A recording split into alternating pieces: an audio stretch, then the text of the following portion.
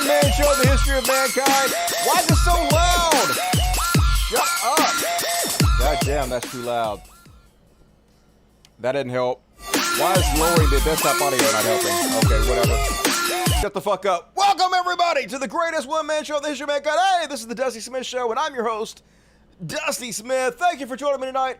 As always, have an amazing fucking program. How do I do it, folks? Look at all this shit. It's only been 3 days, a weekend, and I have like 3 hours of content.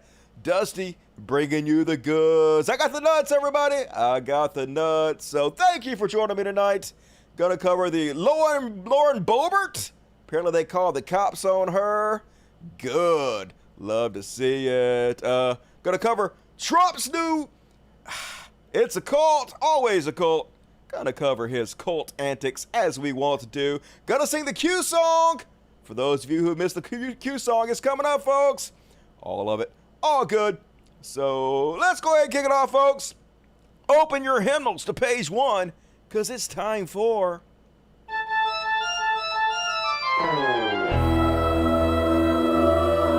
Religious bullshit. Religious bullshit. Religious motherfucking bullshit. It's time for religious bullshit. Everybody, it's time for religious bullshit. Nailed it, as always. And first off, on tonight's religious bullshit, I can't believe they're actually doing something to the Christians. They get away with murder. They like to bitch that, oh, the left gets away with everything. Literally, they molest children all over the fucking place. Sexual assaults left and right. Nothing's ever done. They get rewarded for it with tax-exempt status. But finally, a little something happening to them. Southern Baptists say denomination faces a DOJ investigation. So, unsurprisingly, the Baptists have been covering up all the sex crimes committed by all their pastors and preachers and whatnot. Following the release of Guidepost Report, the SBC voted during its annual meeting in June to create a way to track pastors and other churches, workers credibly accused of sex abuse and launch a new task force, but they covered the whole thing up. So now, the feds are looking into it, which is good. We'll see if they do anything to them or not. Probably not, but at least they're putting the spotlight on it. Maybe they'll be slower to hide sexual abuse in the future. Probably not, though. They'll just do what they always do. Move the priest to another church. Cover it up. It's amazing how their actions are exactly what you would expect if they're a bunch of shameless con men.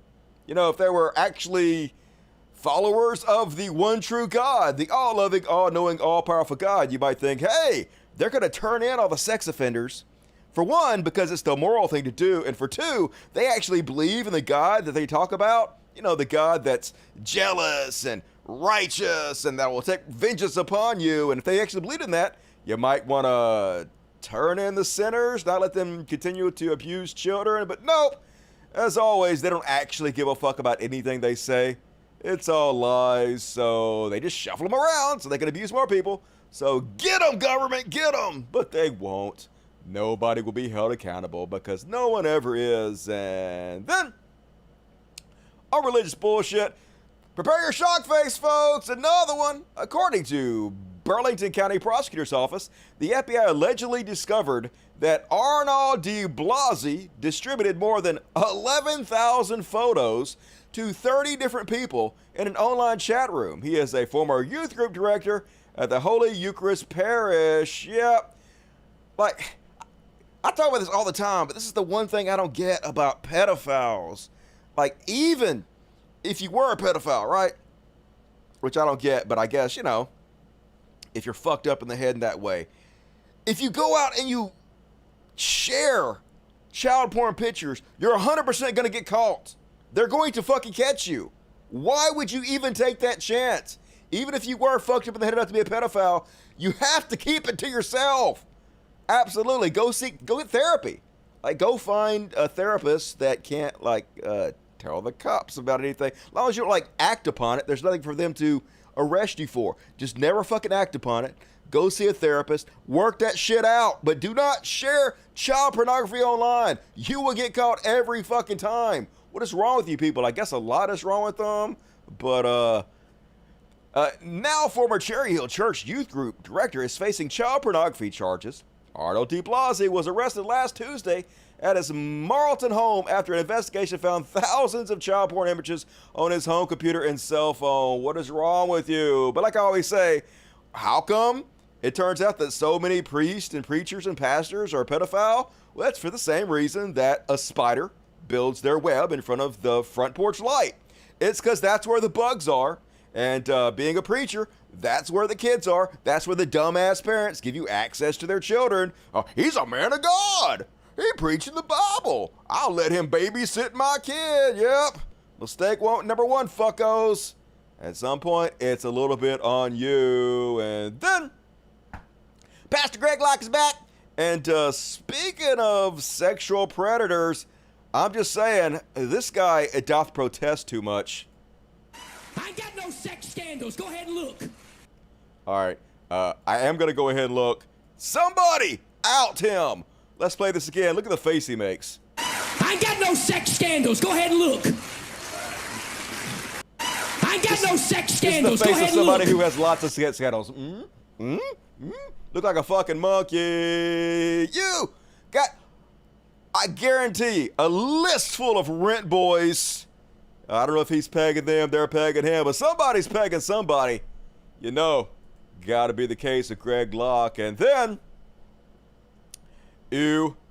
MAGA pastor Rick Wiles having a totally normal one. He says, how many FBI agents sniffed Melania Trump's panties when they raided her private bedroom and rummaged through her closet? Yeah, totally cool. Dude has no problem with Donald Trump, who literally publicly said if his daughter was not his daughter, he would be dating her. That's totally fine. But FBI agents, of which he knows nothing about, doesn't know their name, doesn't know their race, doesn't know their age, doesn't know their sex, zero details, has no idea who they are. He's just automatically willing to go public and call them perverts, because why not? You must be a pervert for doing your job, holding criminals accountable for their fucking crimes. Yep, here's the law and order, folks. They're fine as long as you're arresting brown and black people, but once you start holding their cult leaders, powerful people accountable, oh my God, look at all the perverts. And lies, damnable lies, that's all they fucking have. Him at MAGA has been getting a lot of beef, a lot of complaints saying, hey, you just focus on the fringes of Christianity. Nope, it's the whole goddamn batch that's rotten. Here's a great example. Here's a mega church pastor. The fuck is his name? Ed Young, head of one of the largest fucking churches in the country.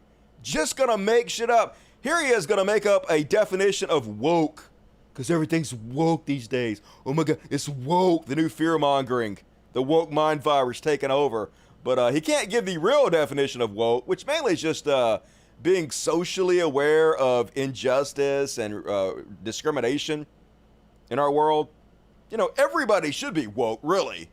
Not this made-up fear-mongering version of woke that they've just created out of whole cloth in order to distract you. But, you know, the real wokeness. But no, he's going to lie about it in order to play the victim.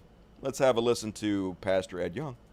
Like any cult, though, there are cults out there. They take terms that we're very, very familiar with. You're doing it right now. They redefine them. Oh my God, the hypocrisy! It's palatable! He's literally doing the same thing. He's redefining the term for his fucking cult right now. Holy shit, no self-awareness whatsoever. Definition that I've come up with after reading a lot of brilliant Christian thinkers and also atheistic thinkers who are non-woke. Here is what I've come up with. What is wokeism? It's an authoritarian worldview that seeks to deconstruct. No, it has nothing to do with the foundations of your Christian faith at all. 0%. Well, maybe it does. I mean, it is made to point out the racial injustices of not just the world, but our nation. And like Christianity has been a linchpin of white supremacy and racism in this country. So maybe he's onto something a little bit. the foundations of our Christian faith by overwhelming, overpowering, and overthrowing those who do not adhere to its ideology. God, you guys seem like pussies. If we can overthrow, overpower you, and overwhelm you, just saying you're all-powerful God that has your back, think you might have backed the wrong horse a little bit. Wow. Wow. That's pretty heavy. Yeah, that's heavy. That if I did define wokeism in one word, paganism. Oh, paganism. Let's throw out. Doesn't it have so much to do with paganism? Yeah, totally, dude. Some names. Yes, let's name them. Karl Marx. Oh, no, not Karl Marx. Wow, he was so woke.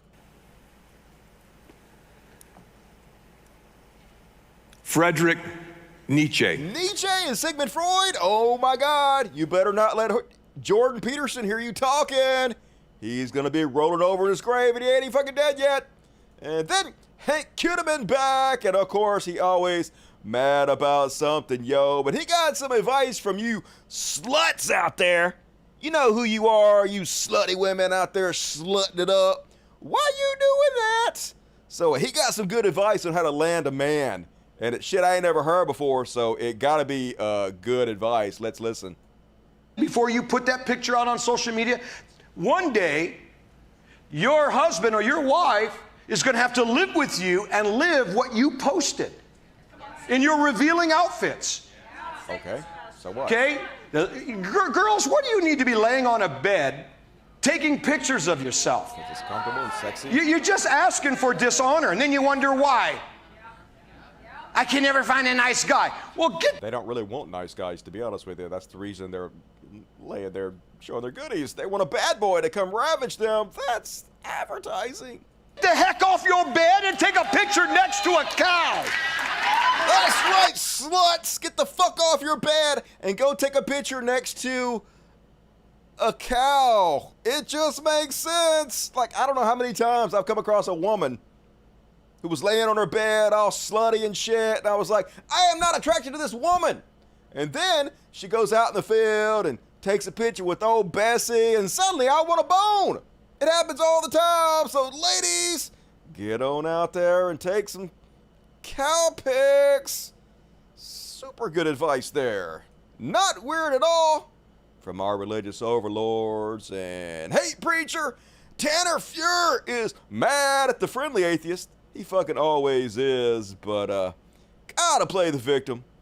Let's hear what he has to say about it.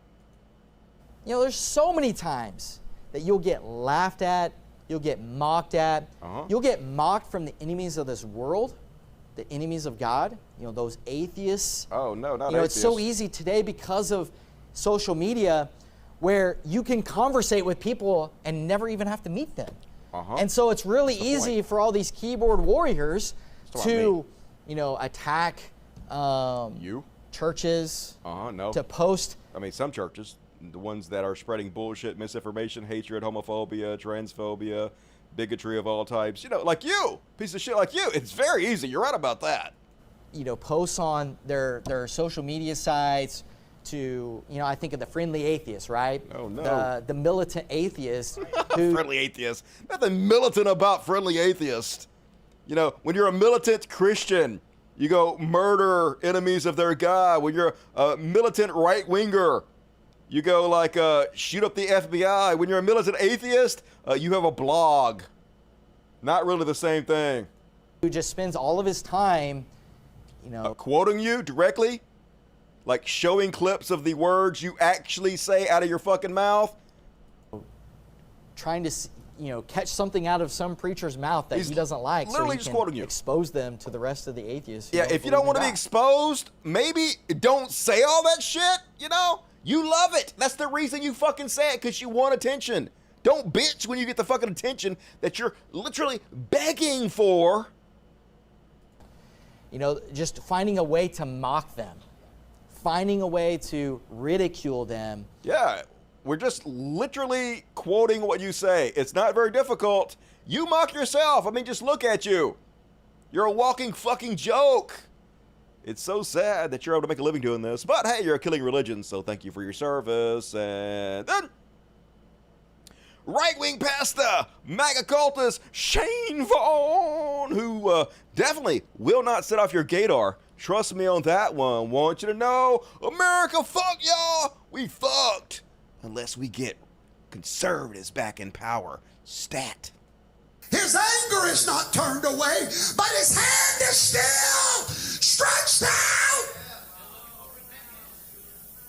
Imagine paying to listen to this guy speak. Say, should I find somebody that'll stop me? What? Somebody stop him. That's what he's called you to do for America. Buffet. Listen to me. If we don't have a miracle in the midterms, if we don't have a miracle in 24, I dare tell you it is over. There is no more stopping the judgment of God on this nation. God is depending on you to get involved, to get concerned, to give a care about his nation. Why does God need your help? He's all powerful. Why the fuck would he need a human? A petty, ridiculous, small-minded, tiny little piece of shit human like you to help him? He wouldn't. Starting to think he's not all powerful. Must not be all cracked up like you say he is. And God damn it, wrong one. And Texas Lieutenant Governor Dan Patrick declares that this nation is founded upon not the words of human beings, not just men, but the word of God himself. 95% of conservatives believe in God. Okay? 95%. 72% of Democrats believe in God. Still bad. Only 67% of liberals believe in God. Getting better. And sadly, only 60-some% of young people believe in God. It is sad that it's that high. You're right. Should be much, much lower than that, but go ahead. We were a nation founded upon not the words of our founders, but the words of God, because he wrote the Constitution. That's right. God wrote the Constitution, folks. It was God that said black folks were only worth 3/5 of a person and they couldn't vote and women couldn't vote. It was God, folks. All right. So, oh, ye of little faith, you better start believing. I can't believe we went against God's word and we made black folks whole people that can vote. You guys are just asking for the wrath of God. He was very specific in the book he wrote that slavery was okay. You could even beat your slaves, and if they don't die in 3 days, you're fine. Very specific on that. We have lost our way in this nation. Way to go, Texas. Could you elect dumber motherfuckers? I submit that you cannot. And folks, get prepared to be super fucking happy, because we got a twofer. First off, Silly Ray Cyrus is back. Hooray, woohoo. Silly Ray. Love me some silly fucking Ray. Not looking good. He not looking good, but he back. And Blob-Fish, also known as Dr. Burner. You know, the Muppet. But Blob-Fish, I don't know why we call him Blob-Fish. I don't know what about this guy's face that makes me think Blob-Fish instantly. But something I can't put my finger on it. But it's been a couple weeks since we've seen Blob-Fish. So welcome back, Blob-Fish. We've missed you. First of all, let's have a look what Silly Ray has to say this week. But I was looking right across the street at the place where the Mississippi burning took place. I was there in Philadelphia, Mississippi. And I was standing there, and I looked across the street, and that was the jail where they housed those 3 boys, you know, the 3 college students. That the Klan killed there. And so they picked them up on some false charges and put them in that jail that night, and then they took them out and murdered them. Well, then so far he's doing pretty good. That's exactly what happened. Continue, please. Burned their station wagon, and that's why it's known as Mississippi Burning. True. Well, I'm looking at the jail, and I didn't know it. And then right beside me, this is the street Martin Luther King came down.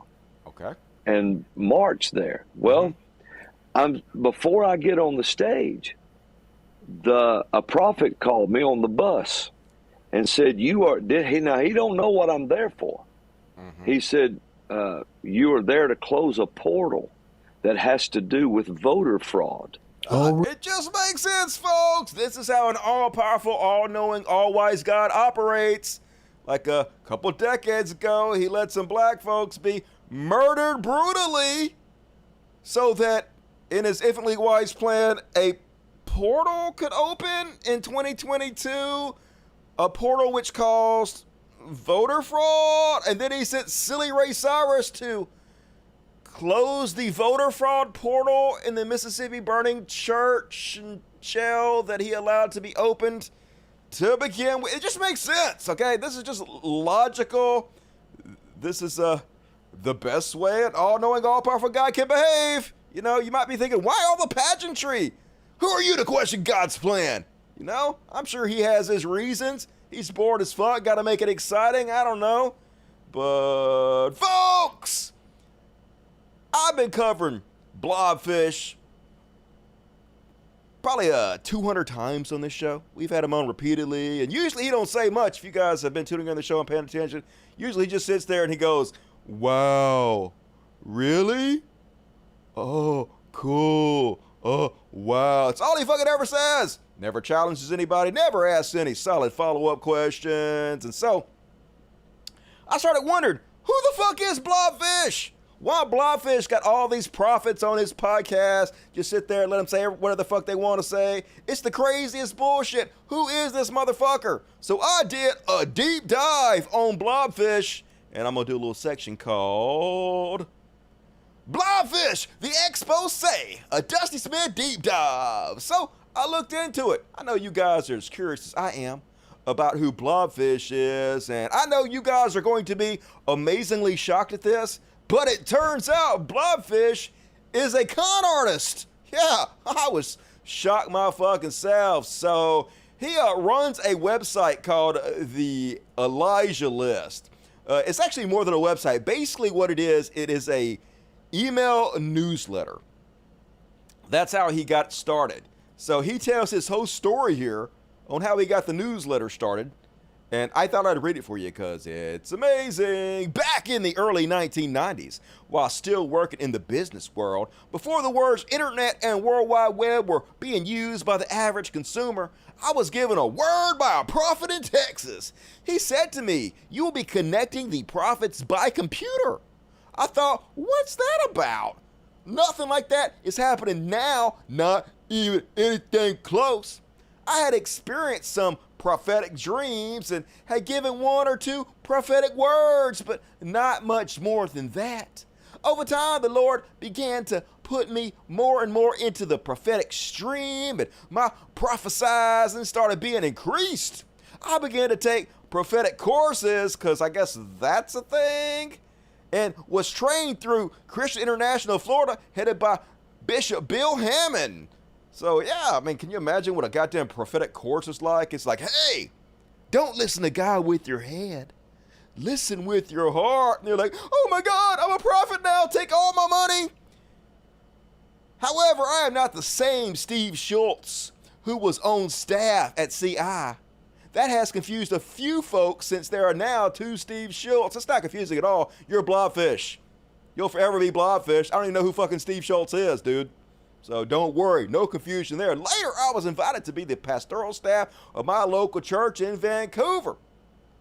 So, long story short, he started sending out these prophetic emails. He would take what the prophets say, and he would send it to his friends. And then before too long, he started building up this email list. So basically, what this guy does is he sells space on his email. He sends out a couple every week. I'll show you some examples of this. So, all right, let's go to the prophecy. Now let's go to the archives. Here it is. Archives. So this is just basically his email newsletter archives. So what he does, he just features a prophet, and they pay him for this. You can look on his advertising with Elijah list. Dedicated email ads, e-blast, available 7 days a week, 365 days a year. So, like, you wonder how Kat Kerr makes so much money. She just bought herself a mansion. You wonder how Robert Bullock, the silly Ray Cyrus guy, when he does his live streams, he gets like 100,000 viewers. You wonder how they do that. Well, they basically advertise and pay to be on Blob-Fish's email newsletter. And as you can see here, he basically gives them a profile. Anita Alexander, The Josephs are stepping into their suddenly, because all these words make complete fucking sense. The prophecies are always nonsense, but he sends this out to 250,000 people, and he knows that at least some of them will go subscribe to this person and contribute to their ministry and give them money. And that's why they're advertising with him. So almost the entire thing is just a big fucking grift where these con people who call themselves prophets go and advertise with this other con man who would just uncritically post and spread whatever the fuck they tell him. Here's spiritual pioneers are blazing a new Oregon trail. Kathy Pelton, Portland, Ohio. Or Portland, Oregon, rather. Like I said, they're all fucking nonsense. Like this woman has dreams of eagles and shit. So, of course, it means something, folks. Eagles are flying fucking around everywhere. It's important, y'all, but it's just crazy we live in a world that not only rewards these con men, but it actually encourages them by giving them tax-exempt status. So that hardworking, moral, good people who live their lives not conning, not taking advantage of others, not spreading lies and disinformation, actually have a harder time of getting ahead than con men do. The entire system is literally set up to reward the bad guys. And it does. They're making so much fucking money off this con. So, I know we're all shocked, folks, that Blob-Fish turned out to be a John fucking con artist, but not really at all, are we? Nobody's surprised whatsoever. And this is an older video, folks, but it's new to me, so you gotta see it. Pretty funny. I don't think maybe God's on your side here. Let's have a look. We'll be glad to. Let's bow our hearts for prayer. Heavenly Father, thank you. Thank you, Lord Jesus, for the...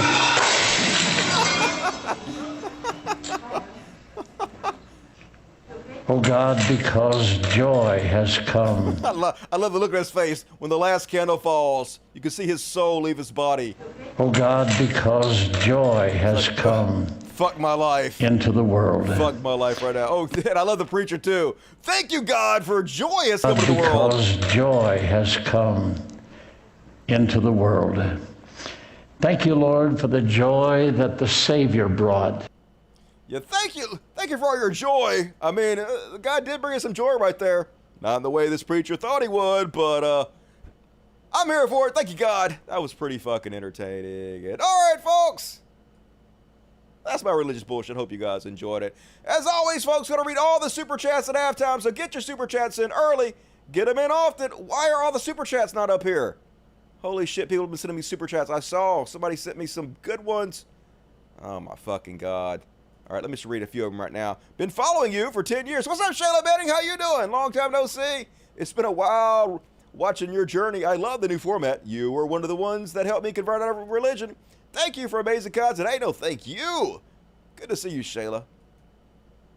Favorite commenter to the Scumfest. Give them hell, Dusty. I will. Thank you, Justin Alexander. And April S. Huge, huge. I have missed so many live shows lately. No forgiveness.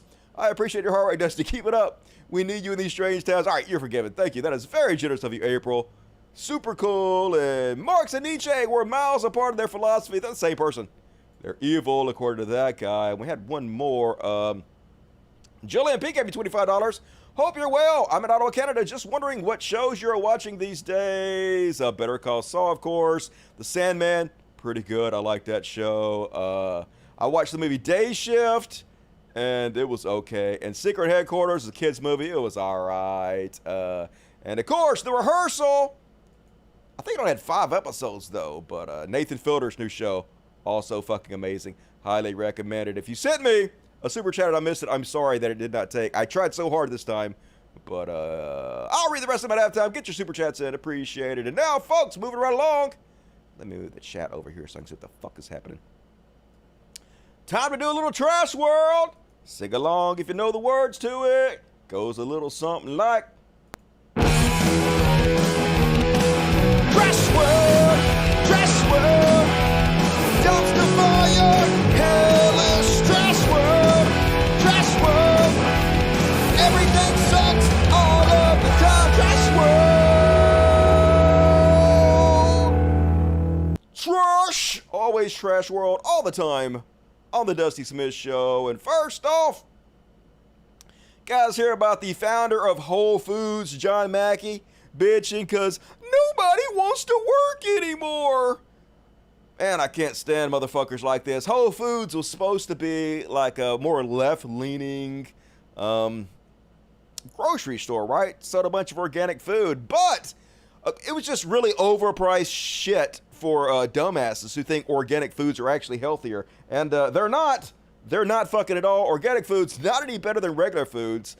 So basically, this guy calls himself a capitalist hippie.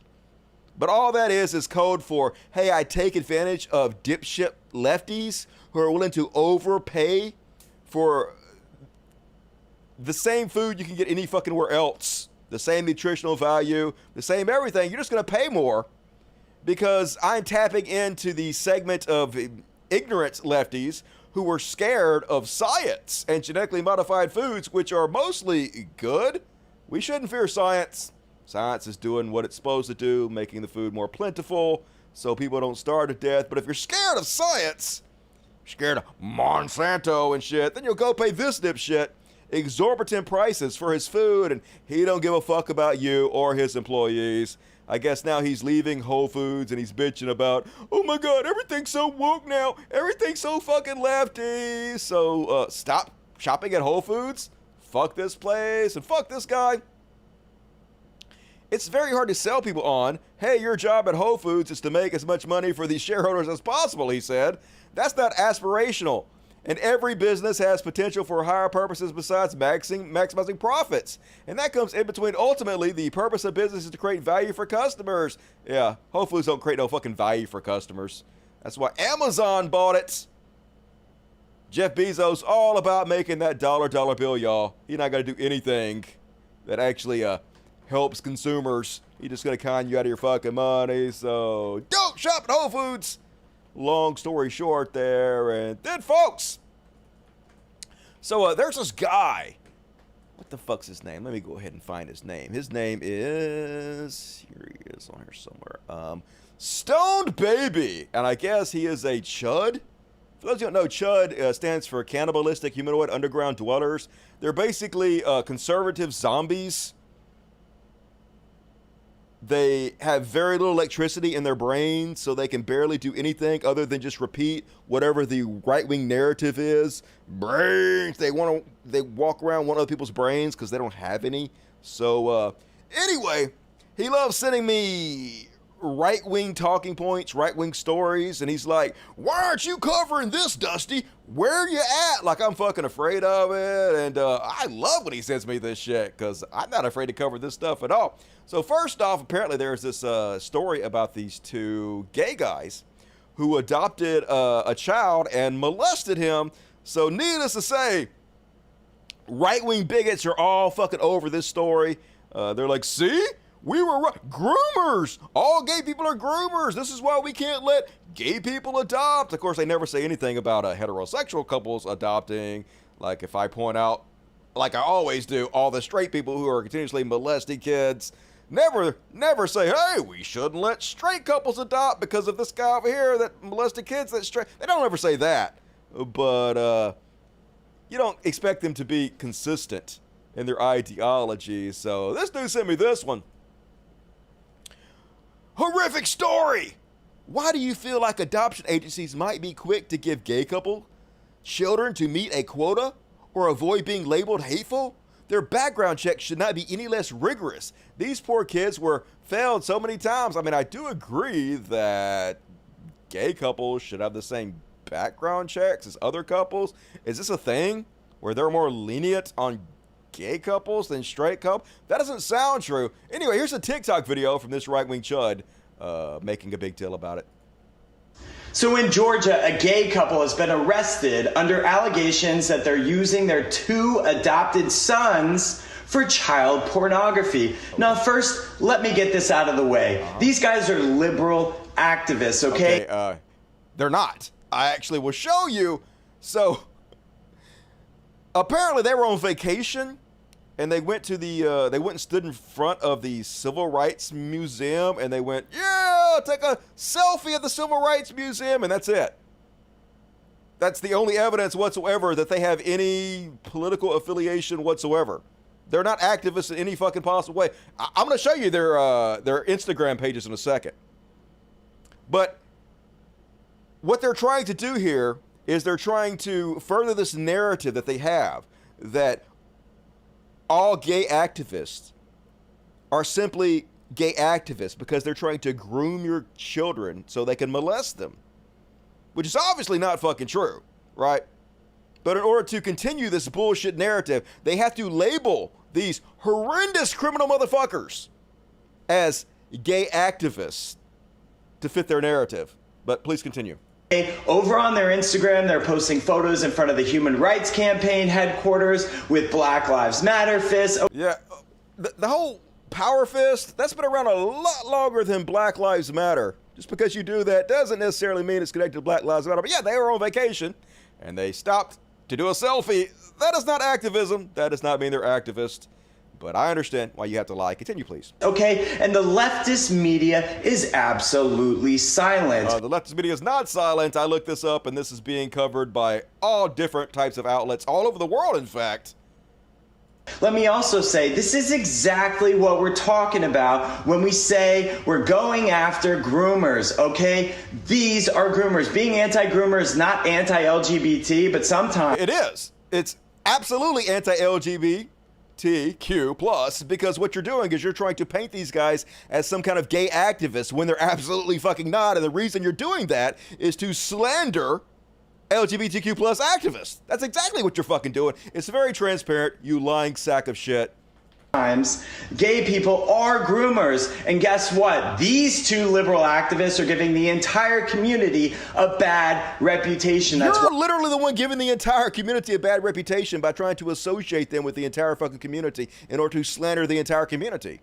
You're doing that. Why LGBT acceptance is on the decline. The reason LGBTQ acceptance is on the decline because bigots like you have learned how to make tons of fucking money because the algorithm on YouTube rewards people like Steven Crowder, Dave Rubin, everybody who slanders the gay people, who spreads this groomer narrative gets hugely rewarded for it. Yes, because conservatives have found that they can use this bigotry and hatred in order to distract people with this minutia and nonsense, so they don't actually pay attention to the real issues in the fucking world, and instead you feed their fucking bigotry continuously. You guys feeding the bigotry is what's causing less acceptance. And you know what else? My heart breaks for the kids because it's absolutely disgusting and reprehensible, and both of them should be charged to the fullest extent of the... Agreed, 100%. Here they are. First guy is Zachary Jacoby. Here they are. This horrendous fucking piece of shit that's now in prison for molesting his kid. I don't see a whole lot of evidence that they were big-time activists. I got a gay... This whole... What they're trying to do is they're trying to spread the narrative that all gay people are activists. And the reason they're doing that is because it makes it easier to slander all gay people as groomers and pedophiles. But like, my sister's gay as fuck. My sister's been married to her wife for like, I don't know, 6-7 years or whatnot. And my sister is the least activist person you would possibly imagine. Never seen her post anything about gay rights, anything on Facebook. And that's the same as most gay people.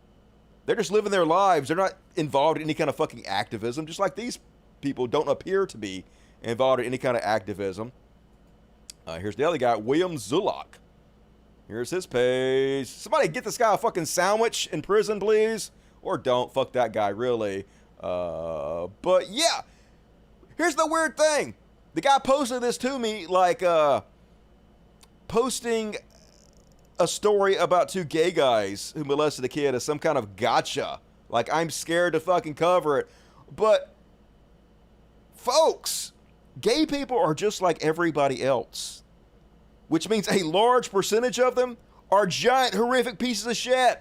Just like a giant percentage of straight people are horrific pieces of shit, a giant percentage of white folks horrific piece of shit. Giant percent of black folks, horrific piece of shit. It's just human beings. Posting that a couple gay guys molested kids is not a fucking gotcha to the left. We never claimed that gay people were incapable of child molestation. Of course they are. But statistically, it's much, much, much more likely that your priest or pastor or reverend is going to molest kids. Why don't you guys give a shit about that? Why don't you actually tackle the areas that are more likely to molest your kids? Well, the answer is because you don't actually give a fucking shit. This is all virtue signaling, and you're simply using this to attack LGBTQ plus people because you're making money off of it, and you're allowed to spread your right-wing dogma by doing it. That's very clearly the reason you're doing it. He also posted this same person, this same guy that wants to send me this as a gotcha, sent me this cartoon. It doesn't make you less of a man if you wear a dress. It's a silly stereotype that dresses are only for girls. To which the unwoke black guy says, "How did you know your 5-year-old was trans?" To which she says, "Because he likes to wear my dresses, and that's enough of a sign he's silence. Oh, you got her. You got her. She's clearly a hypocrite." But no, she's not a hypocrite. Okay? Just because you wear a dress doesn't necessarily mean you're doing it to make yourself more feminine. Though usually that is the case. Here's the thing about intentions. That's really all that fucking counts. If your intention is to wear a dress to be more feminine, then you're wearing a dress to be more feminine. If your intention is not to wear the dress to be more feminine, then you're not being more feminine. Like Brad Pitt just wore a dress. Brad Pitt dressed, you see this? Or he wore a skirt, actually. There he is. Brad Pitt in a skirt. Do you think Brad Pitt did this because he was trying to be more feminine? Or do you think he did this just because he felt like it? Because he wanted to? Clearly, that's the reason he did it. His intention was not to be more feminine. His intention was to do it because he wanted to. But yes, at the same time, a lot of trans people do wear dresses because they want to feel more feminine. It is their intention. It's very easy to understand this. It's not rocket science. Not the gotcha you think it is, a dipshit. And then he also sent me this one. It's from Blair White, who's very brave, who has me blocked, but I can open this in an incognito window. Blair White says, "The people who fought against sexism 5 minutes ago are now telling tomboys and feminine boys they must be the opposite sex." Really? Is this happening? I gotta say, folks, like, all my friends are left-wing. All my audience is left-wing. The vast majority of the people I talk to, left-wing. And I have not experienced this at all. Are people really going around out there telling tomboys and feminine boys that they have to be the opposite sex? Or is Blair White just making this up? Is she just a fucking liar? Am I out of the loop? Or is she just a fucking liar? Playing the pick-me. Playing the token. In order to spread bigotry and trans panic, in order to pander to her audience. Is it me or is it her? Which one is it? But also, not the own you think it is, chud ass. So please continue to send me these things. I will cover it. I will explain to you why they're non-issues. And like a lot of it is bad. Molesting kids is bad. Like a lot of things the left do is bad. I have no problem covering it whatsoever. Why wouldn't I cover it? We ain't afraid. And then, folks, I was doing some research on a completely separate topic, and I came across this and thought I'd share it with you, because sometimes when I do deep dives, I come across some interesting things. So, like I said, I was researching a completely separate issue, but this article, Top Pediatrician, Teenage Transgender, Medicine, a Deadly Past. So, it's a whole article about, I guess this woman is a plastic surgeon who gives top surgery to trans people, people who have cancer, you know, different stuff. I don't know how good of a person she is. They claim that she gives top surgery to young teenagers. One person claimed that they were 13. and got top surgery from her. Now, I don't know if this is true or not. And if it is true, I have no idea what the medical background of this kid is. I don't know if there's reasonable medical reasons that this kid got tops. I have no idea. None of us do. But regardless, it's been picked up by the TERFs and by the anti-trans people in order to smash her to death with. But that's not what I'm going to cover tonight. It was reading this article. It says, but despite playing down the magnitude, well, first, in one post, Gallagher, who lists herself as a gender affirmation surgeon, said getting a mastectomy is easier than wisdom teeth removal. For most people, Gallagher did not respond to multiple requests for comment. But despite playing down the magnitude of such a decision, transgender medical treatment can be a dangerous path that shortens the lifespan of patients by 50%. A recently published endocrinology study found. Amsterdam University Medical Center surveyed 4,600 transgender men and women between 1972 and 2018. So I was like, really? Is that true? Getting on hormone replacement therapy reduces your lifespan by 50%? I mean, it's got to be true because they have the study listed. So I clicked on it, and it's behind a paywall. So I couldn't actually read what the study was, which is not amazing, but I didn't let that stop me. I was like, I got to know if this is fucking true. Because keep in mind, right here, they very clearly state that it reduces your life expectancy by 50%. A recent published endocrinology study found, and shocker, folks, it actually says the exact opposite. So, it is true that transgender people have a 50% less lifespan than cis people. That's true. But it does not say at all that that reason is because of hormone replacement therapy. In fact, it says specifically that it's not. It says, the conclusion of our paper is that the increased risk of mortality is not explained by the hormone treatment itself. The increased risk for cardiovascular disease, lung disease, infections, including HIV, and non-natural causes of death, include suicide, may be explained by lifestyle factors and mental and social well-being. So it's exactly the opposite of what the article said. The reason is because, for some reason, trans people have less healthy lifestyles. They're more likely to eat poorly, have cardiovascular disease. I guess they're more likely to be stressed out, so they're more likely to smoke, which is more likely to give them cancer. They're much, much, much more likely to commit suicide, which is obvious. And they're more likely to get AIDS.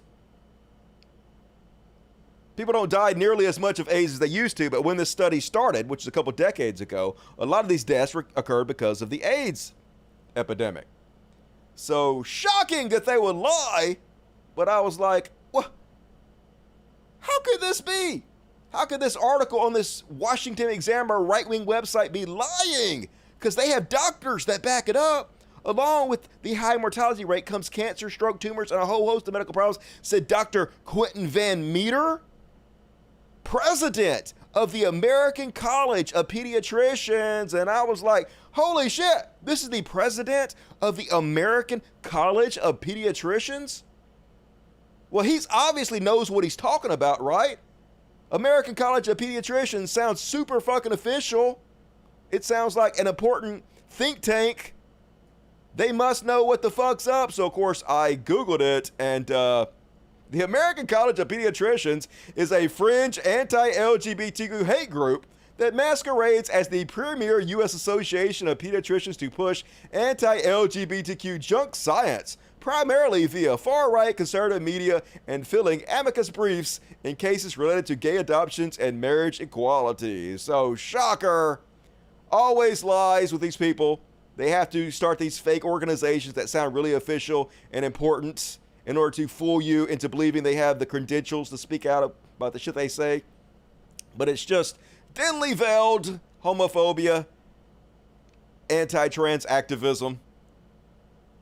And it's almost always this way when I start researching this stuff, when you just do a very cursory look, just basically looking into things, just real quick Google searches, you start to wondering yourself, why do these people have to lie? You know, if they're right, if they have the truth on their side, why do they continuously fucking lie about everything? I'll let you decide for yourself why that is. And then on the trash world, folks, apparently, California is about to fucking flood. Amazing. As if the world couldn't get any goddamn worse. Mega drought may be the main weather concern across the West right now, amid the constant threat of wildfires and earthquakes, but a new study warns another crisis looming in California. Mega floods. And apparently, like, Las Vegas is flooded right now. Climate change fucking everything up. Lakes are drying up, rivers are drying up, but places that are usually dry, flooding like a motherfucker. And hey, I'm just saying, maybe this is a good thing in disguise. California, they're having some water shortages. All you guys got to do is collect every bit of this water before it rolls into the fucking ocean. And then you have like an extra 2 or 3 weeks of water to water your golf courses and lawns with and shit. So just saying, make the best out of it, California. Gotta find the silver linings. And all right, that is my trash world. Hope you guys enjoyed it. Let's see what the dirty, sexy poors have to say. Isn't California burning? Hasn't happened yet. I think they mean in the near future there's going to be mega floods there. So maybe it'll put all those fires out. Maybe it'll help things. Yep, Las Vegas, I saw the guy rolling down the street in a flotational device. Crazy as shit. The whole world's just falling apart right around us. What else you guys got to say here? I lived in Vegas for years. It floods every year since I can remember. Monsoon season, nothing new. All right, well, I didn't know that. I don't like Las Vegas. It's too expensive. The storm the scientists in California are worried about is something called the Arc Storm. Sounds scary as fuck. I think I will stay in Mississippi where it's nice and safe from that. Although it's hot as fuck today. Like 95 plus fucking degrees all day, sweat my ball sack off. And I need that for later. And now, folks, rolling right along, it's time for Judd Watch. Talking about Judd Watch. We talk about Judd and make fun of them.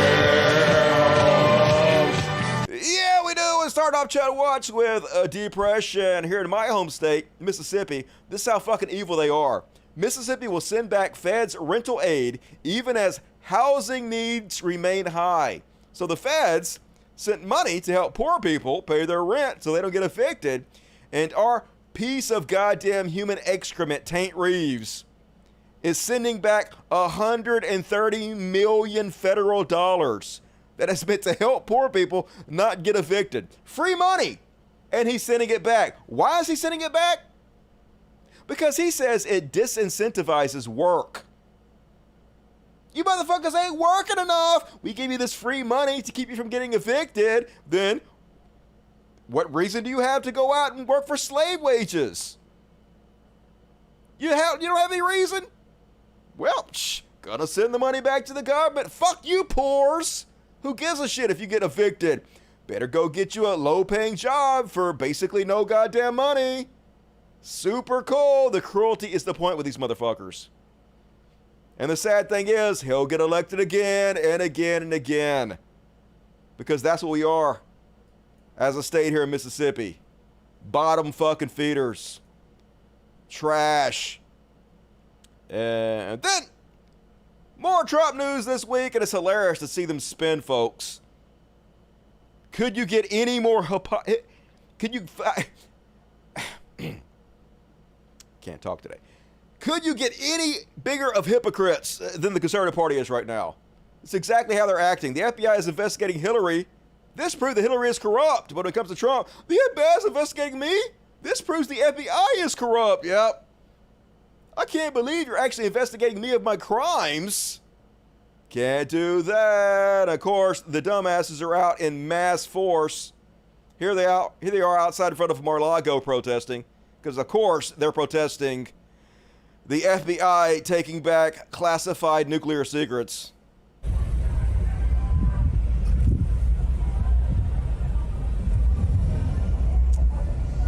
Definitely not a cult, folks. Totally fucking normal. Just look at this shit. For every one American flag you see, there's 10 Trump flags, because this is who they really worship. They don't actually love America. They don't actually give a shit about this country. All they care about is their fucking cult leader. Their actions prove that. Here's one of the cult members talking about how we're only trying to charge Trump with crimes for stealing nuclear secrets because we're jealous of him. Another genetic winner here. All about jealousy, let's be honest. Robert Tassi shared the same sentiment. Have you seen the documents to prove it on reasonable doubt that that's a true statement, or is another political bunch of rigor mortis to make him look even? That's right, it's rigor mortis, folks. A bunch of political rigor mortis to make him look bad. From the super geniuses in the Trump cult. And guys, remember this dude? I've covered him multiple times before. He's this Trump MAGA pastor who lied about being in the military. He didn't lie about being in the military. He lied about his specific military service. He lied about his educational background. He lied about every step of the way. Yet, of course, he is the new MAGA darling, because they don't actually give a shit if you get found out as a liar. If you fudge every line on your resume, they couldn't give a shit less. As long as you suck Trump's nuts, that's all they care about. And now here they are demanding that he be put back in the White House immediately. Are you mean to tell me, New York, that you don't believe Joe Biden is the president of the United States of America?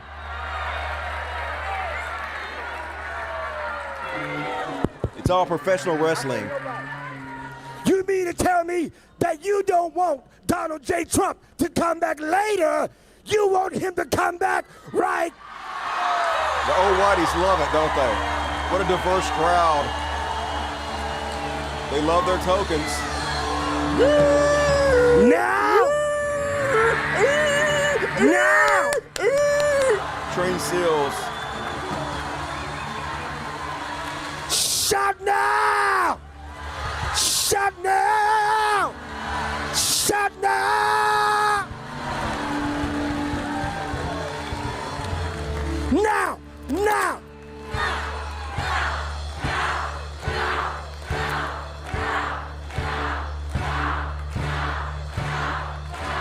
And this just in, yeah, that didn't do shit. Nothing's changed. He's still not the president, fuckos. Learn to love it. Reality don't give a fuck about your feelings. And then, how do you even talk to these people when they don't live in the same reality we do? Now, we know that Trump's lawyer was there during the FBI search. She signed the warrant in the affidavit. She was there. But Trump supporters literally going to go in public and claim that Trump can't release the warrant because he never got a copy of it. Shamelessness is their superpower.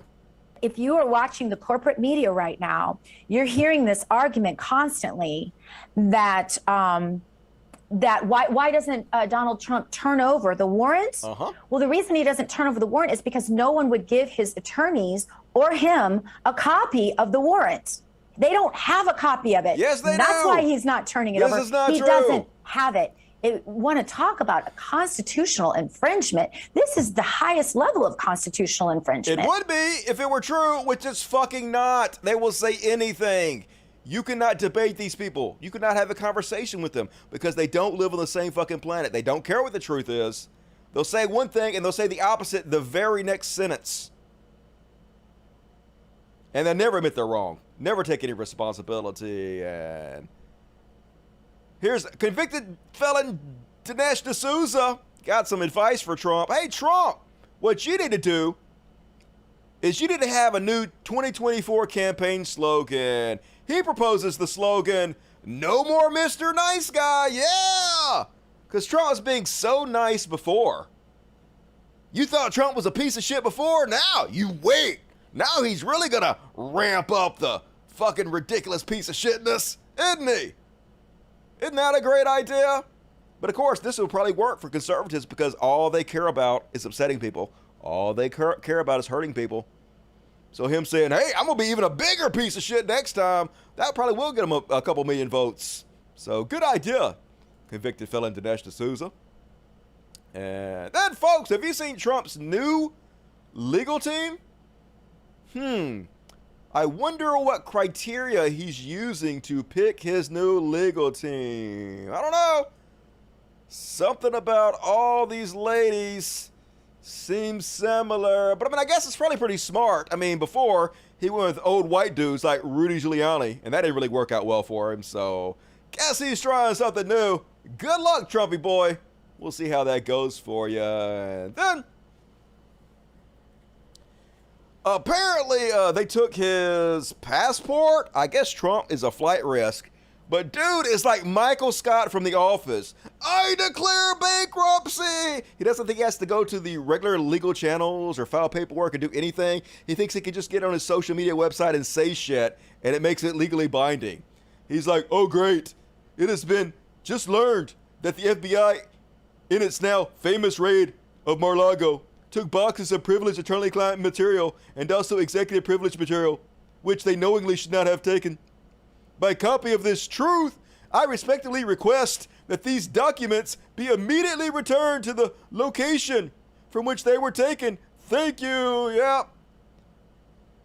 You can't just say you're bankrupt. I didn't say it. I declared it. That's not a thing. It's not a thing, Michael Scott. Maybe we should not have elected Michael Scott as the president. Just saying. Seems bad. And then, folks, they accidentally told the truth on Fox News. I couldn't believe it myself. I guarantee you, this man is never going to be allowed back on Fox News ever again. In this warrant. Yeah, Sean, these are heavyweight statutes. The first statute, 793, is basically the espionage statute. It talks about things that he may have done with the documents that would result in injury to this country, and he did these things willfully. That's serious enough. That's a 10-year penalty if he's convicted.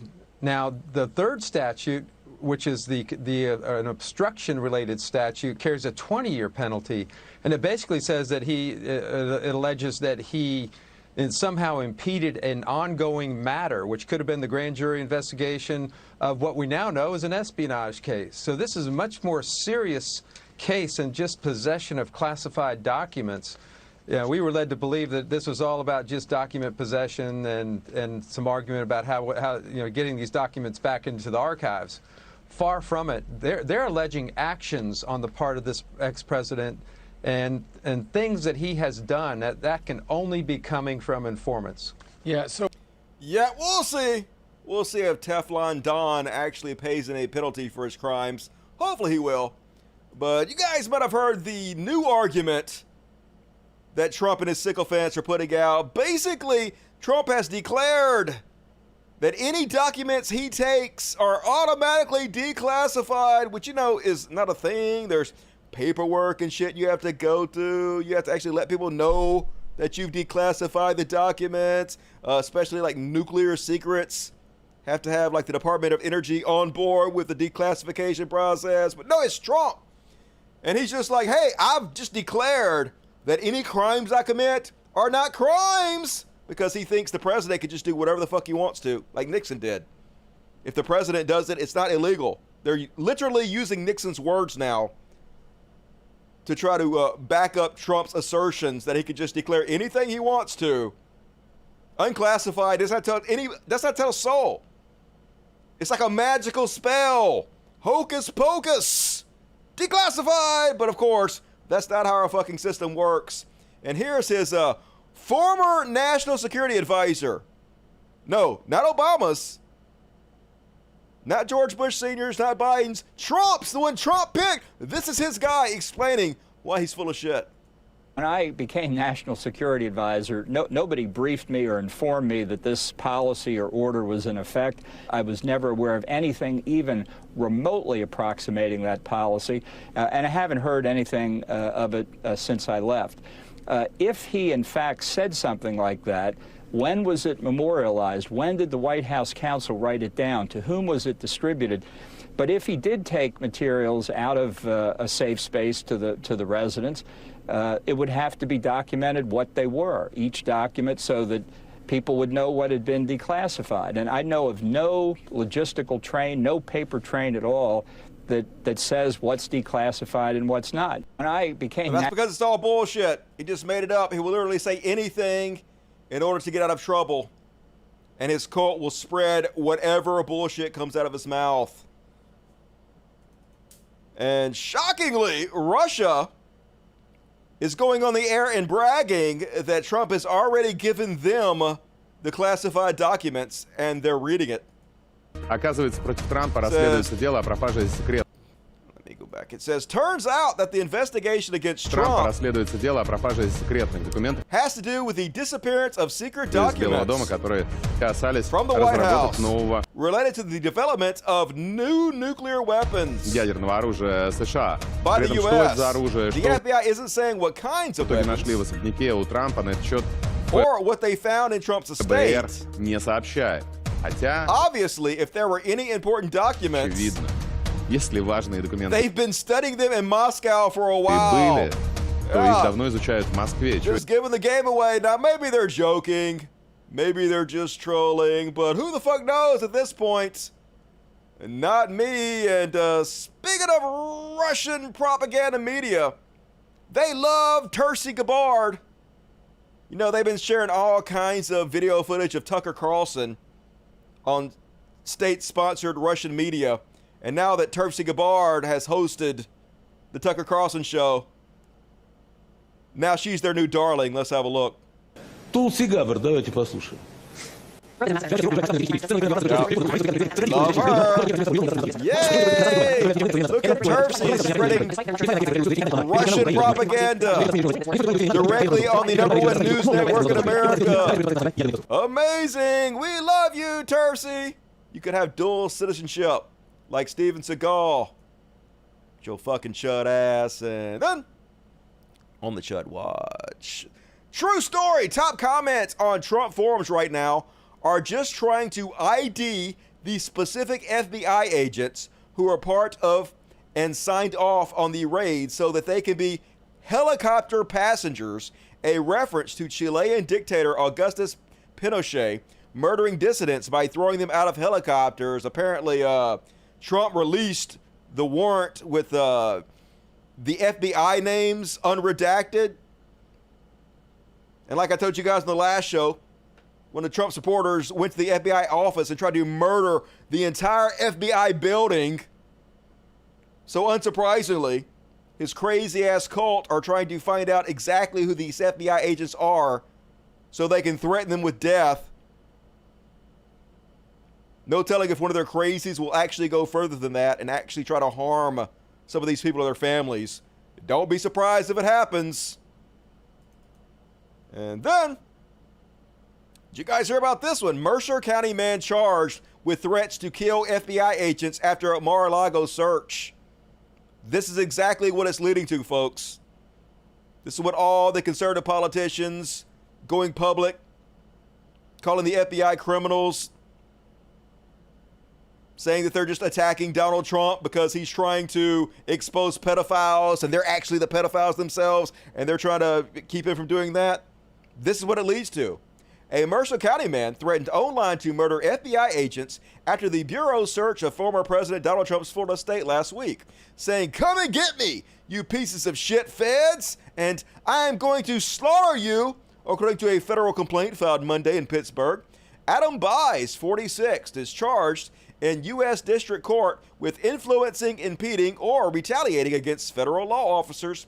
He appeared briefly by video before a federal magistrate judge on Monday afternoon and will remain in U.S. custody pending a detention hearing Thursday. The judge said she'd likely appoint a lawyer for him, blah, blah, blah, blah, blah.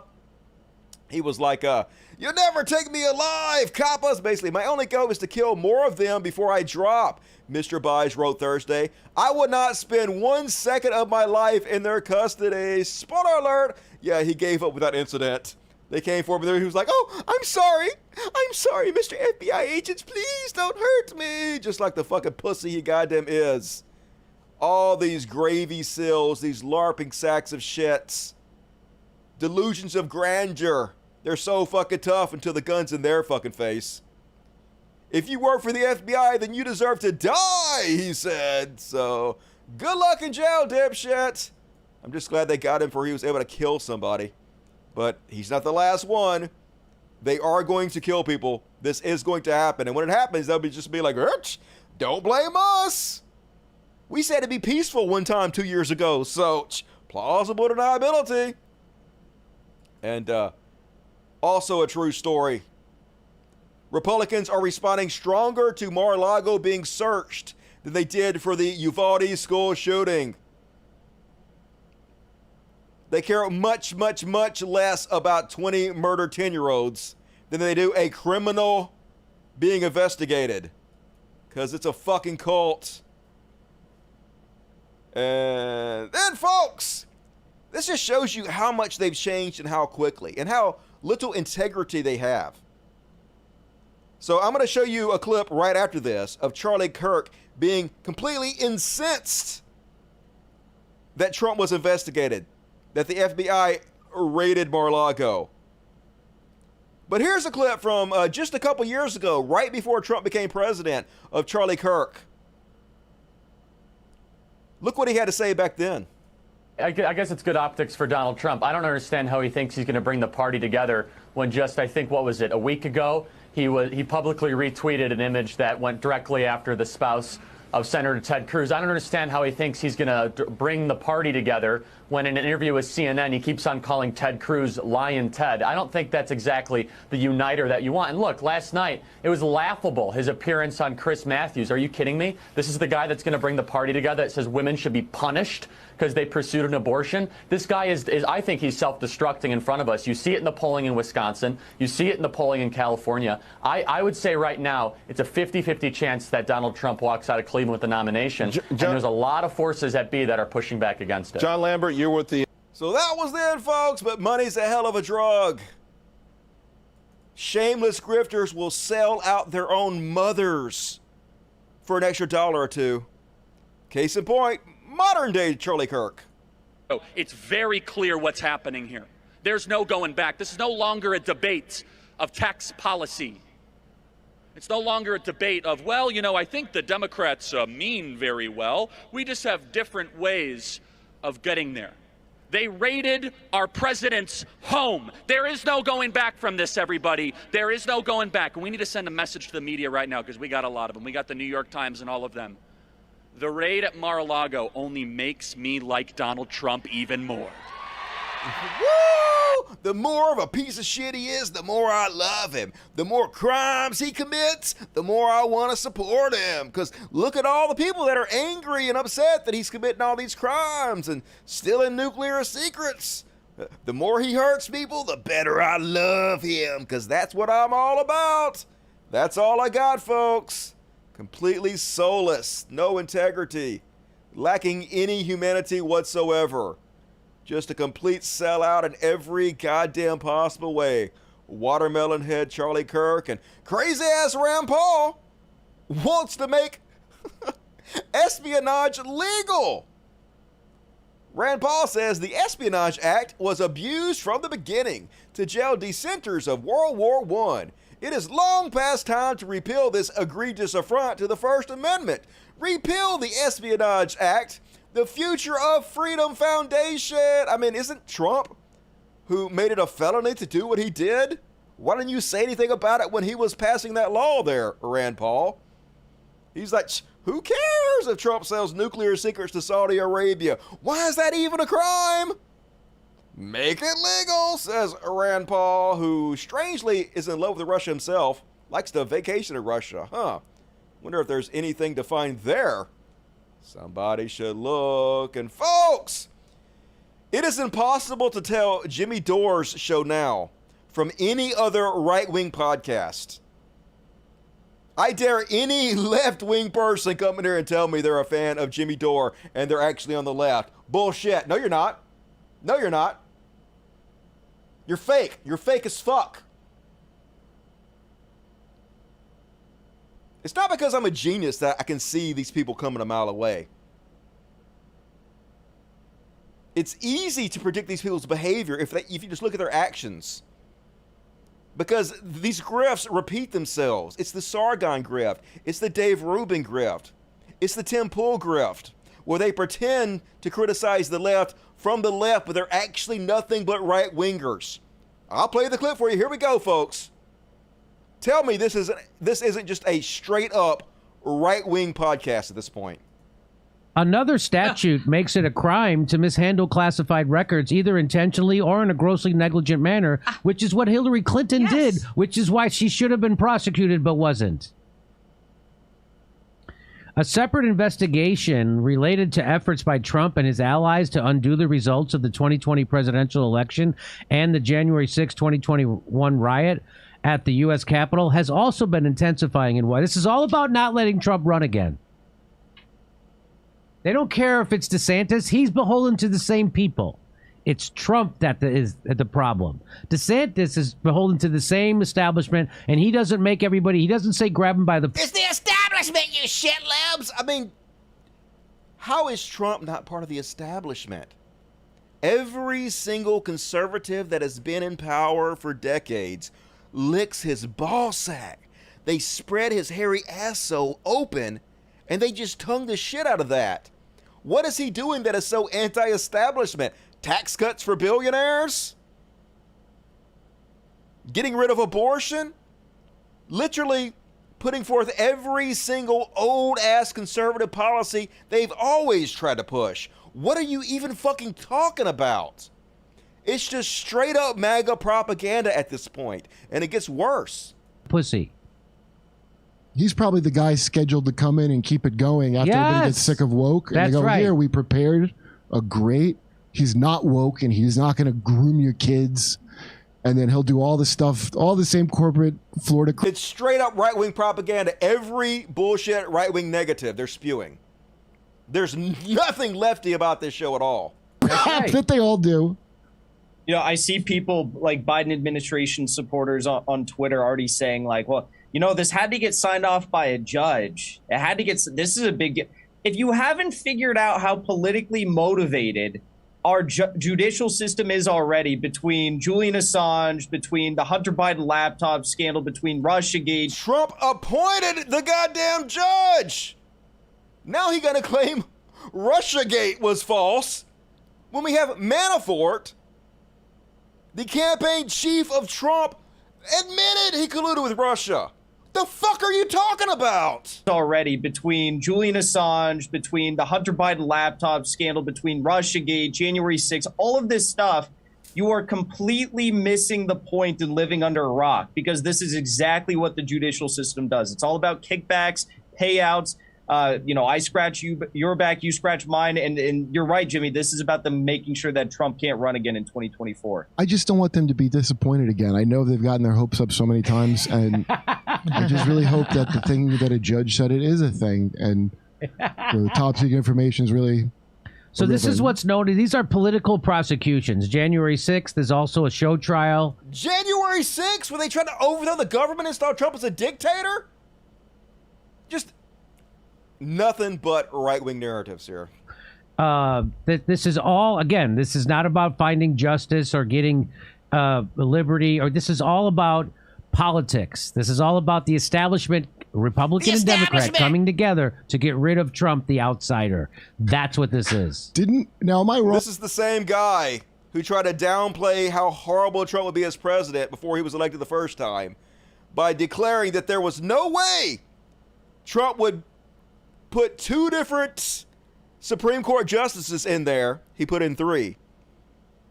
He likened the possibility that Trump would even put 2 in there to the moon falling into Lake Michigan. Impossible, Jimmy Dore said, as he tried to downplay Trump's horribleness and make it much, much, much more likely Trump would get elected, which he did. Doing exactly the same thing now. Same fucking playbook. No shame whatsoever goddamn ever. If you're a Jimmy Dore fan, fuck off. Don't be a fan of mine. I don't want you as a fan of mine. I'm embarrassed of you. Please, please don't tell anybody you're a fan of mine if you're a Jimmy Dore fan. Please. Your fans represent you. That's what a lot of people that make content don't understand. If a shitty person goes out and tells somebody they're a fan of mine, I find it embarrassing. I don't want you. Okay? Thanks. Thanks in advance. Then, folks, this also shows you what fucking hypocrites conservatives are. So, when the FBI raided a left-wing person, Ron DeSantis was all over it, was out there defending with every goddamn breath the FBI. So someone took his clip of him defending the FBI and their raid against a left-wing person, and they spliced it together with this Fox News clip to illustrate the hypocrisy. And it's really well done. Let's have a look.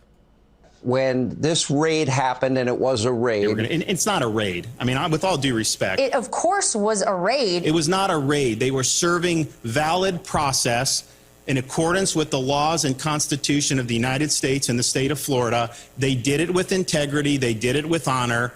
And to say it's a raid is disinformation.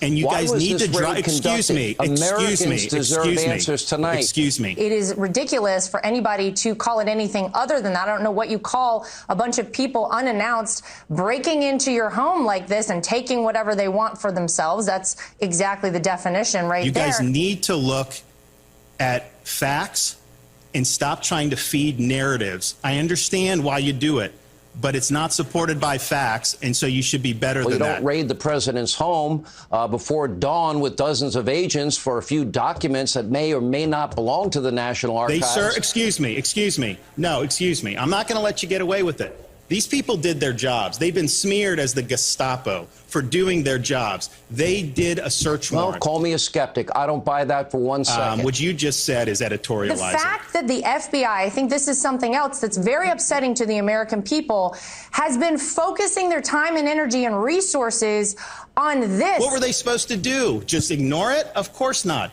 They went, they followed protocol. I don't think they have a thing, and if they did, it would have been leaked by now.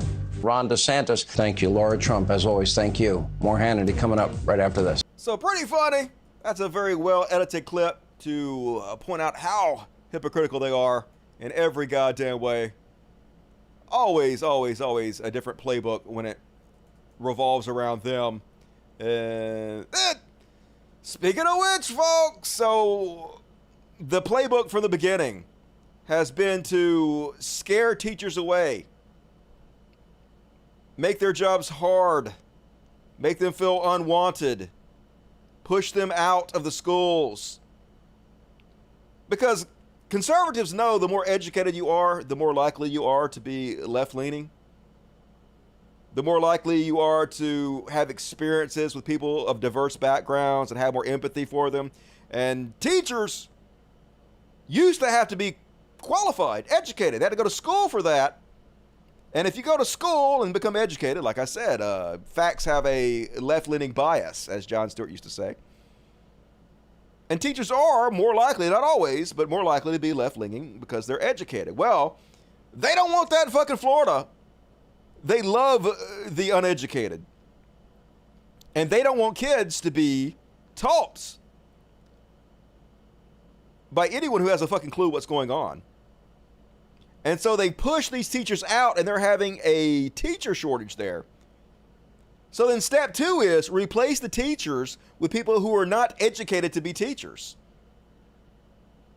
Military members and military vets who are not qualified in any way to be teachers can now be teachers up to 5 years without having the credentials to be teachers. Because they want fascism in this country. They want these jingoistic, ultra-patriotic vets to go in and teach their ultra-nationalistic version of the United States, where slavery was no big deal and civil rights were something that pretty much always existed for black folks. And there's no white supremacy in this country. There's no white privilege. America, greatest country ever, never done fucking shit wrong. Unlike all those other fucking countries who are much better than. That's how you create fascism. Fascism's foundation is ultra-nationalism. And if you teach kids America is much better than it is, and you have brainwashed military patriots in the classrooms doing it, it makes it a lot easier to indoctrinate your children. The plan going very smoothly for fascist Ron DeSantis. If you served in the military for at least 4 years, were honorably discharged, have taken 60 college credits, and passed a subject area exam, we want you to be able to teach Florida students. Our veterans have a wealth of knowledge and experience they can bring to bear in the classroom, and with this innovative approach, they will be able to do so for 5 years with a temporary certification as they work towards their degree. For too long, the requirements to be a teacher have been too rigid. Yeah, the requirements to be a teacher are too hard. Don't we want to make it easier? Don't we want to lower the qualifications? I mean, all we're talking about here is educating children. What's the big deal? Anybody can do that. With union bosses insisting that all educators get certain credentials that often have little impact on teaching performance. Every morning, our students recite the Pledge of Allegiance while looking at the Star-Spangled Banner. And it's fitting that the teacher in the classroom is somebody who took an oath and put his or her life on the line to preserve, protect, and defend our flag and the freedom it represents. From devil dogs to salty dogs and doughboys to flyboys, we respect our veterans and know that they have a lot to... The entire Conservative Party voted against giving military vets medical care for cancers they received serving in the military. You guys don't give a shit. They're props to you. To offer. Thanks so much, and God bless. Yeah, fuck you and fuck your God, you goddamn fascists. So, yep. After you tell people not to go to college and drive qualified teachers out of the system with persistent harassment and abuse, the next step is to lower standards. Exactly. As long as they're ultra-nationalistic, that's all they care. As long as they can indoctrinate the children. Create another generation of fascists. That's the game plan. And I think we can all agree that if there's one dude who has big dick energy, it's Ron DeSantis and Donald Trump. Don't they have such big dick energy? Ron DeSantis, just stop it. I would not let you say that, okay? Do we really need qualified teachers? Like Ron DeSantis, one of the biggest fucking pussies I can goddamn imagine. But super classy Kari Lake, who's probably going to be the next governor of, what is it, Georgia, where the fuck she's running. Anyway, here she is talking about what big dicks they have. He is gutsy. Arizona. The guy has bigger... Okay. Wait, let me think about how I want to word this. My staff always says, whatever you do, do not say balls. So I'm not going to say it. That guy has a backbone made of steel. So he's not very flexible? I'll tell you what he's got. I don't know if you heard of this, but he's got BDE. Anybody know what that means? Cringe. Ask your kids about it later. I call it Big DeSantis energy. Right? He's got the same kind of BDE that President Trump has. Just don't understand. Thinking Trump is some kind of manly man, some tough guy. He comes off as so fucking insecure, a whiny piss baby. Reality is always the exact opposite of what it really is with these people. It's nuts. And speaking of Kari Lake, here are the people that want us to be civil. The people that always blame us for dividing the country. No more. I promise you this, as your governor, Arizona, I will be the biggest pain in the ass Joe Biden's ever experienced. Yay! Wait to unite us all! Hooray! All they have is trolling and evil. That's all they got, folks. It's the whole fucking playbook. It'll never change, unfortunately, and I don't know whose idea it was to put this campaign ad out for Dr. Oz, but I love it. Way to sabotage yourself. Thought I'd do some grocery shopping. I'm at Wegner's, and my wife wants some vegetables for crudité, right? So here's a broccoli. That's $2. Not a ton of broccoli. He does his own shopping. He's just like us. Here's some asparagus. That's $4. Yep. Carrots. That's $4 more. That's $10 of vegetables there. And then we need some guacamole. That's $4 more. And she loves salsa. Yeah, there's salsa there. $6. Must be a shortage of salsa. Guys, that's $20 for crudité, and this doesn't include the tequila.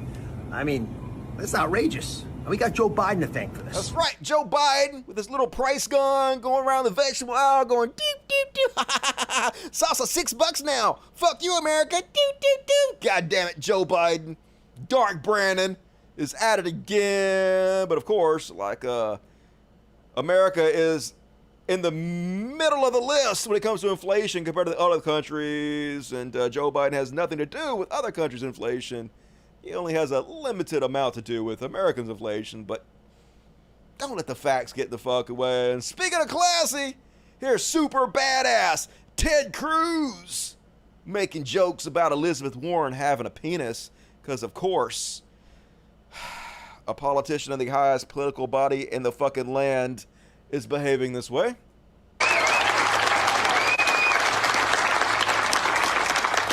We need courage. We need courage responding to crazy chat. I don't know if you saw this week.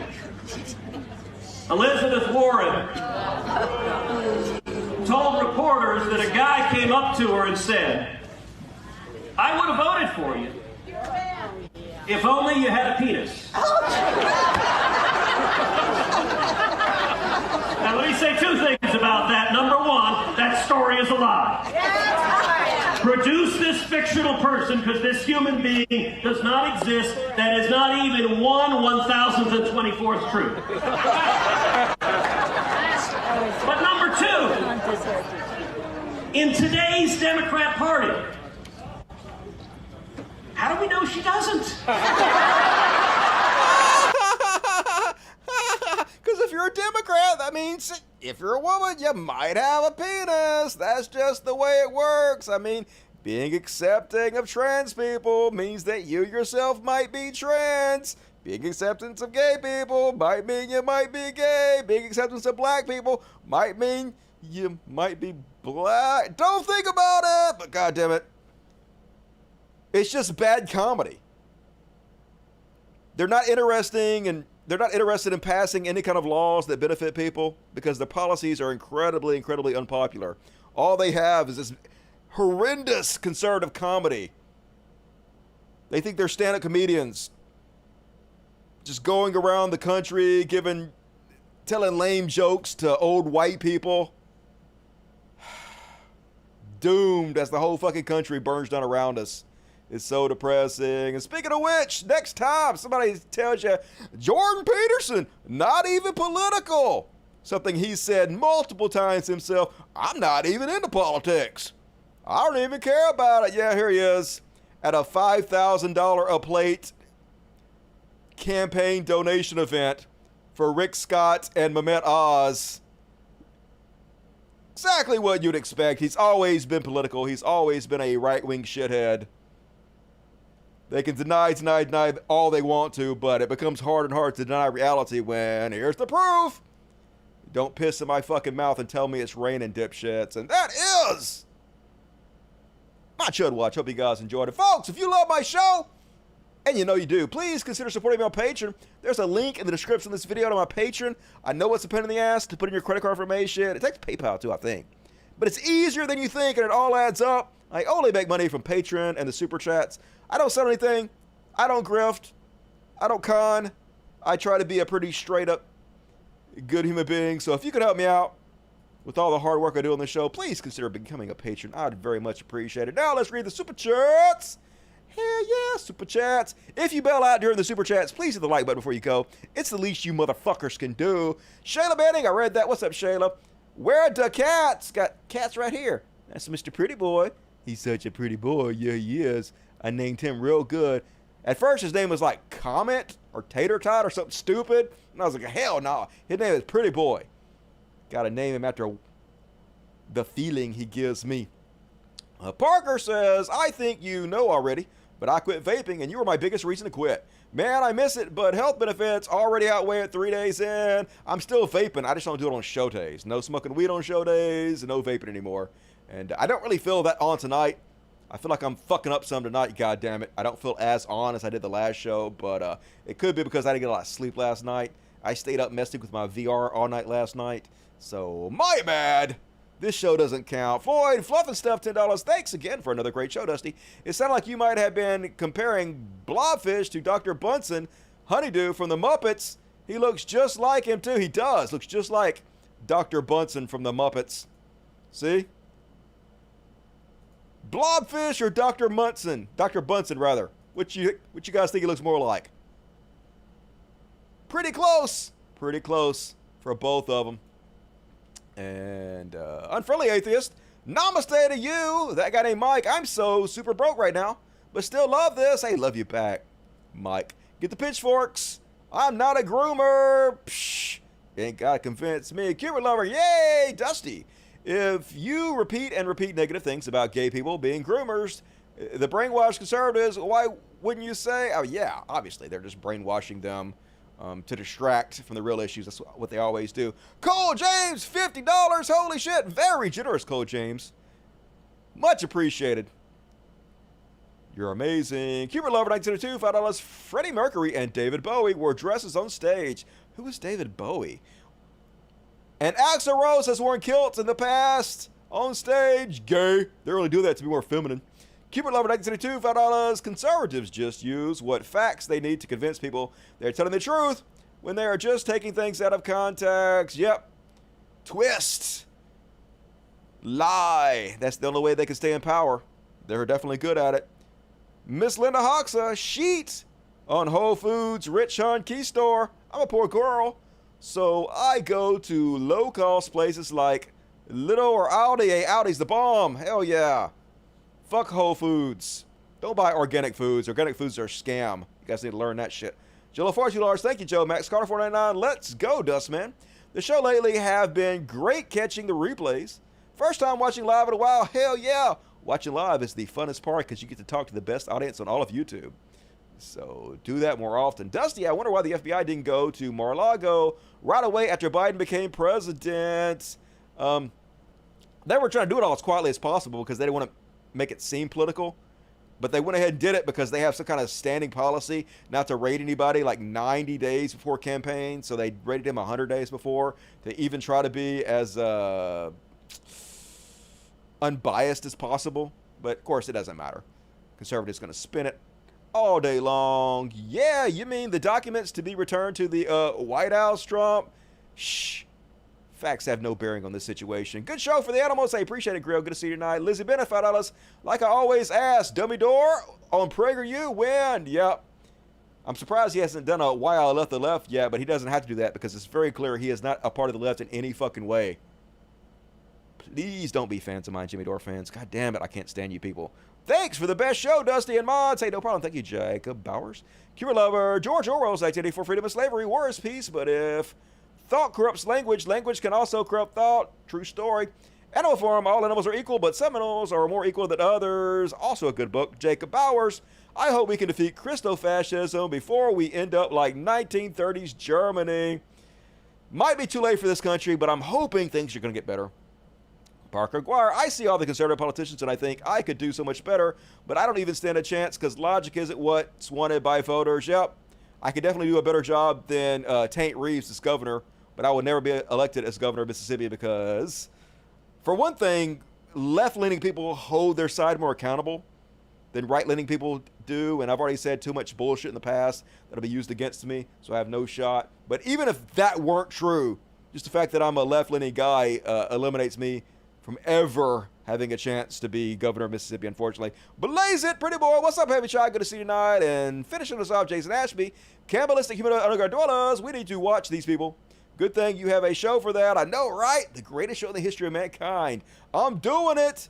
Fuck yeah. All right, more super chats, please. Gonna read all the rest of them at the end of the show. Immortalize yourself forever and ever and ever. Amen. And the super chats. Don't miss your chance. And now, folks, prepare yourself. Time for Little Heroes.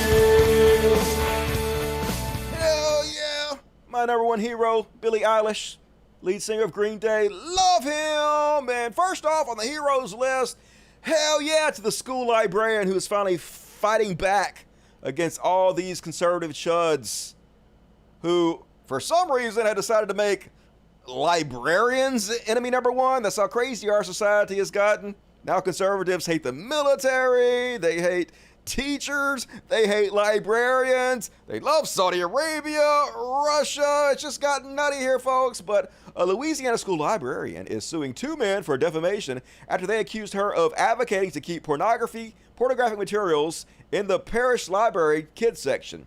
It's a rare example of an educator taking legal action against conservatives who use extreme rhetoric in their battle against LGBTQ-themed books. They accused her of trying to teach children anal sex.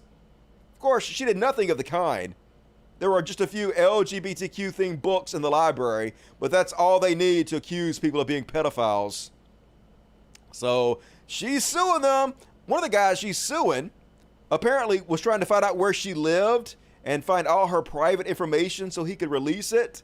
Because sure, why not?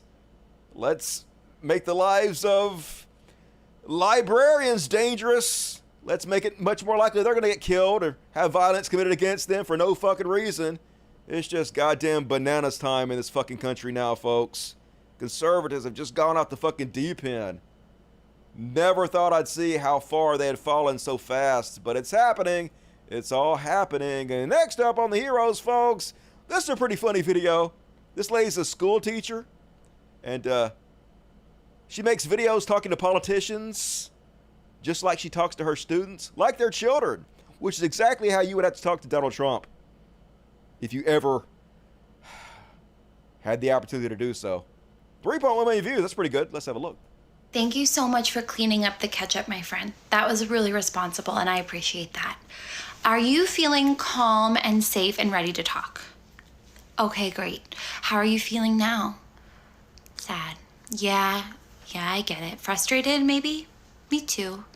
Do you understand why they took those items from you? No, not for no reason, friend. Those did not belong to you. You took them home and you were not supposed to, so they took them back. The FBI. Yeah. We need to start taking some responsibility for our actions. Do you know what responsibility means? Listen, everybody makes mistakes, okay? Even grown-ups make... You're a grown-up. Okay. No, honey, we cannot go play golf right now. We need to stay inside. Okay. Good luck with that. You'd have an easier time reaching your kindergarten students than you would Trump. He is not interested in listening to you. And speaking of assholes that play golf, big ups to the heroes who went out and filled the golf course holes with cement because the goddamn bullshit government gave the golf courses exemptions to the water bans. Everybody else, they're supposed to conserve. There's a water shortage, y'all, so you guys do your part. Conserve the water, but golf courses, you're rich. Do what the fuck you want. Use all the water up on your fucking grass. Super cool. So these activists were like, well, fuck this bullshit. And they went out to the golf courses and filled the hose up with cement, and good. There should be children playing on those fucking courses. They should be parks, not places for assholes to hit little goddamn white balls around. Fuck y'all. And fuck the politicians who did this. Remove them from office stat. And next up on the heroes list, shout out to this hero who shut down this abortion protester. So this guy's out there in front of an abortion clinic with his sign that says, I will adopt your baby, but it has nothing to do with adopting your baby. You can't just say, I'll adopt your baby and adopt a baby. There's a whole process you have to go through with background checks, money, and whatnot. Has no intention whatsoever in adopting your baby. He's only out there to make you feel worse about yourself for undergoing an already very traumatic and tough medical procedure.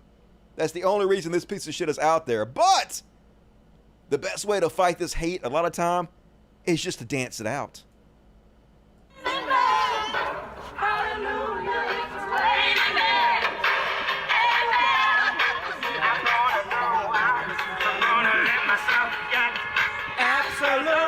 not touching you. I'm not touching you. I'm not touching you. Shake it, Daddy. Get it. Where's your Jesus now, motherfucker? Love it. More of this, please. Shame them with the dance. And then on the heroes. Now, I don't know if this guy is actually a hero or not. But I will tell you that the people on the train with him definitely think he's a fucking hero for doing this. Apparently there was this crazy, I don't know, really ableist, but a very annoying lady who was holding the train door open and not letting anybody get out. And this guy went all Spartan on her like he's in the movie 300. Let's have a look.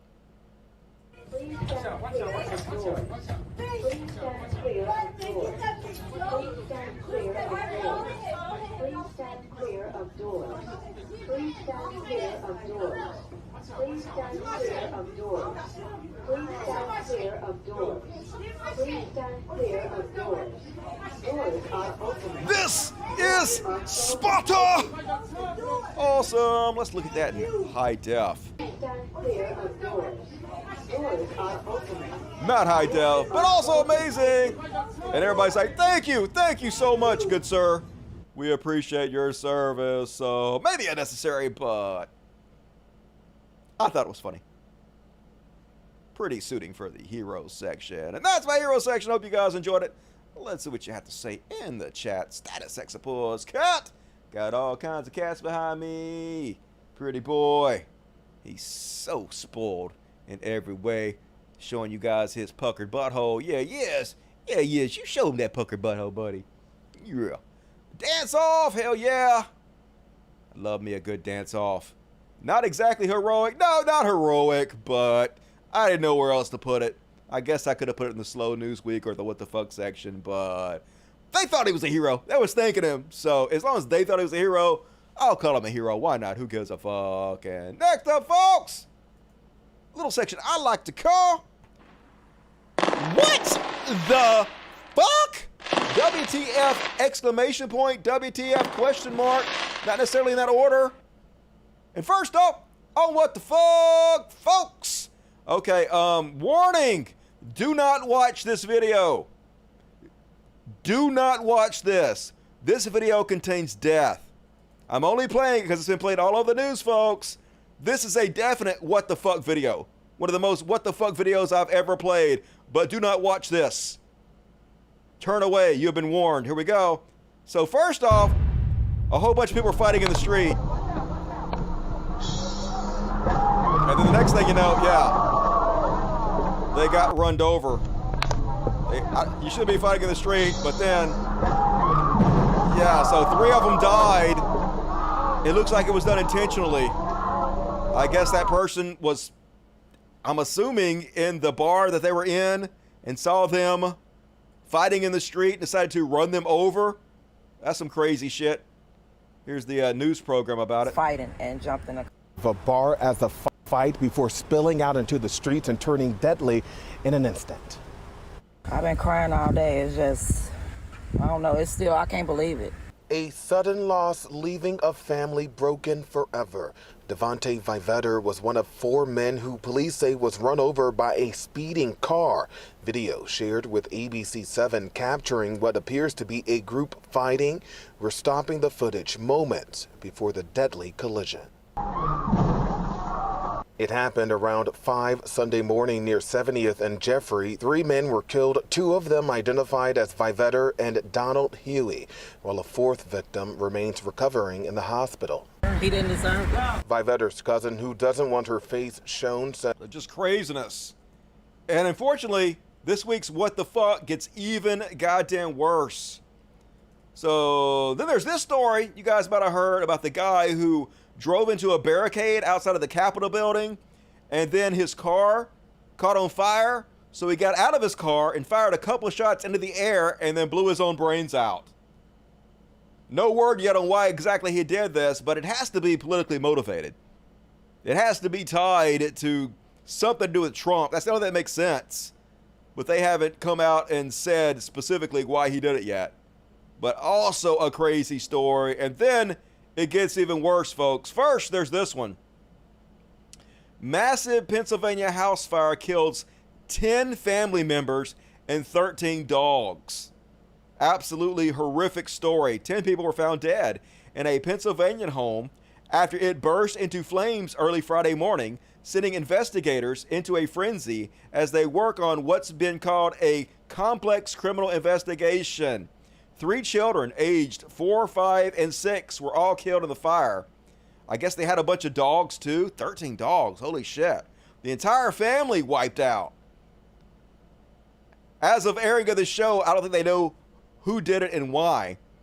But absolutely just awful, awful, horrifying story. 13 dogs are also believed to have died in the flames. That just fucking pisses me off. It's all sad. But just when you think this story could not get any worse, I know you're thinking, how could this get any worse?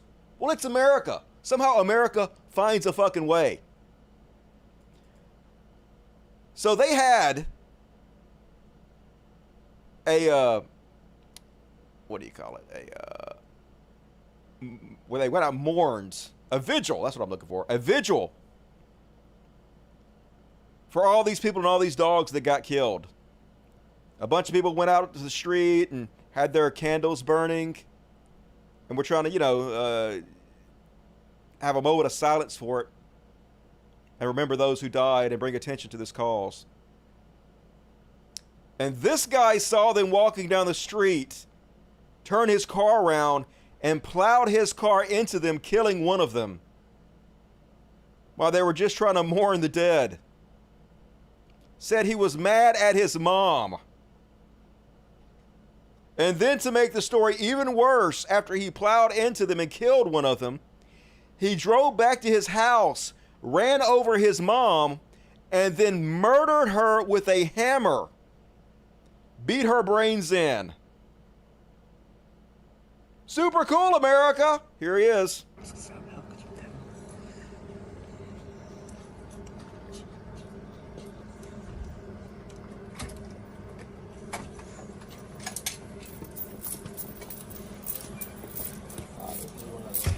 Anything to say? Anything set you off? I'm sorry. I'm just sorry. I'm just sorry that I murdered a bunch of people for no reason. A fucking walking, living troll doll.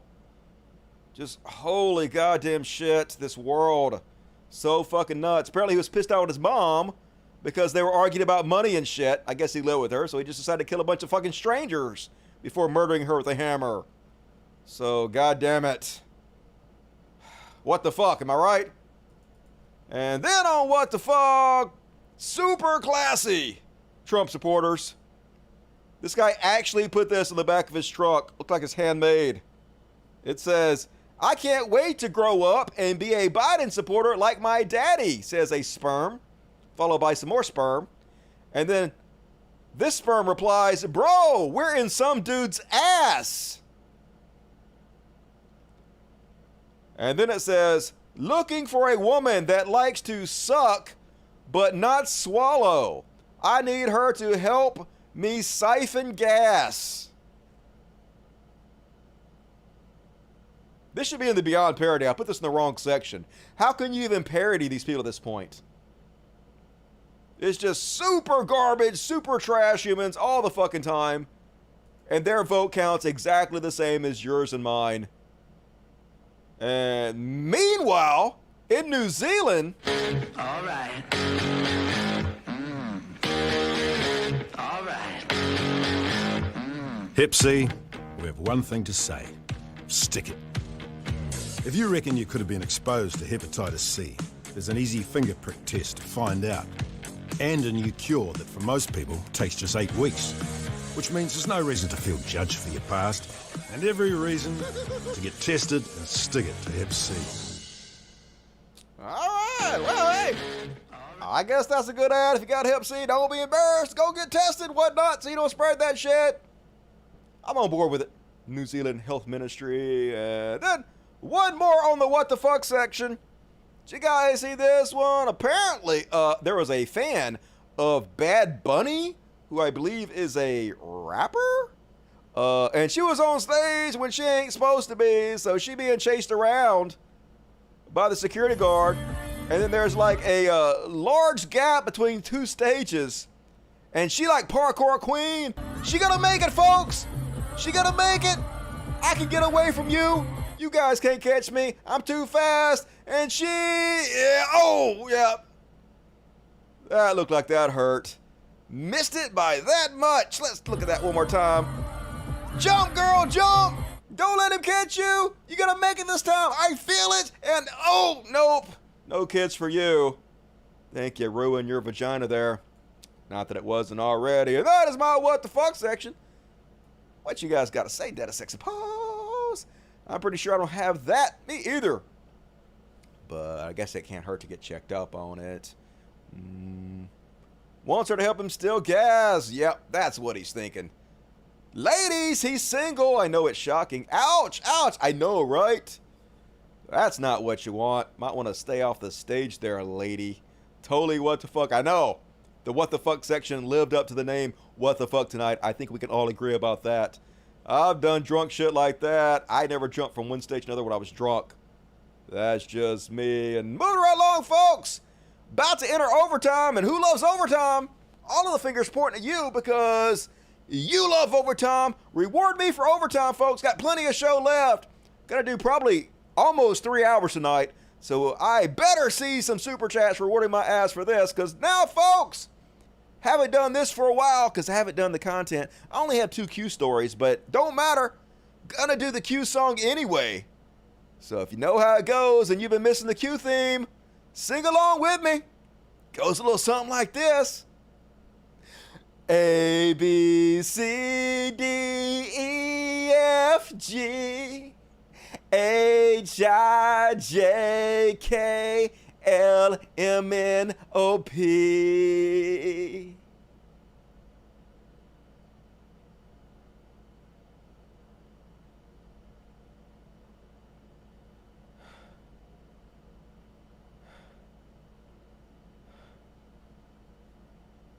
Q.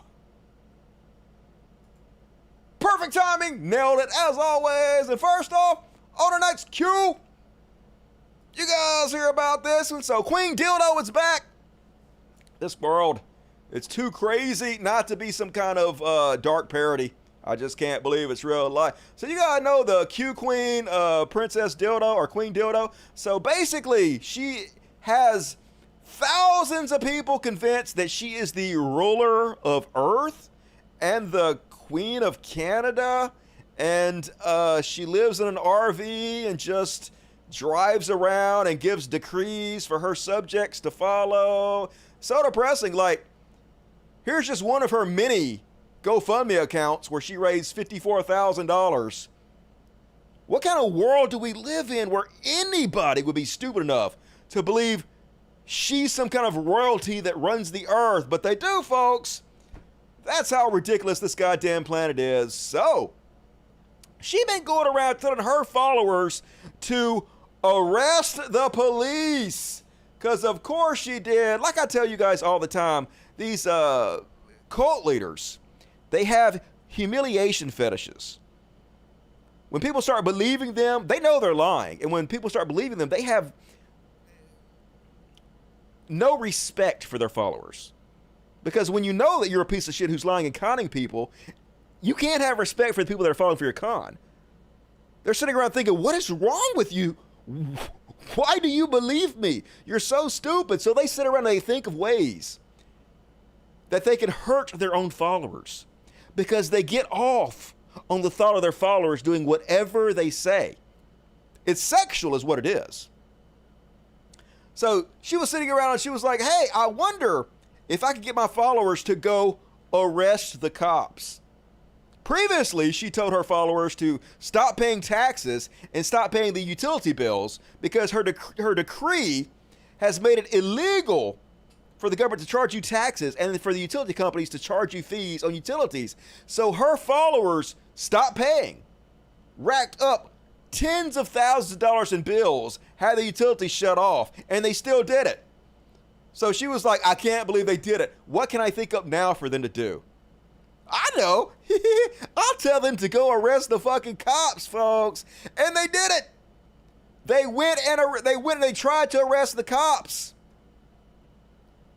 So at first they all got together and they went to the precinct and they tried to go in the police station to arrest the cops, but the door was locked. So they were like, oh no, what are we going to do now? We weren't expecting the door to be locked. This is an insurmountable obstacle for us. So then after they sit there for a while, they didn't know what the fuck to do. They walked around to the back, which is where they keep the vehicles, which is off limits to the public. And then they finally engaged with the cops. And I think we all know how this ended. The cops were like, oh, well, you guys got us fair and square. And the cops allowed themselves to get arrested by these QAnon followers. Let's watch. You don't use your vehicle as a weapon. You guys are involved in the COVID crime, and we're placing you all under arrest. No. Hey, oh!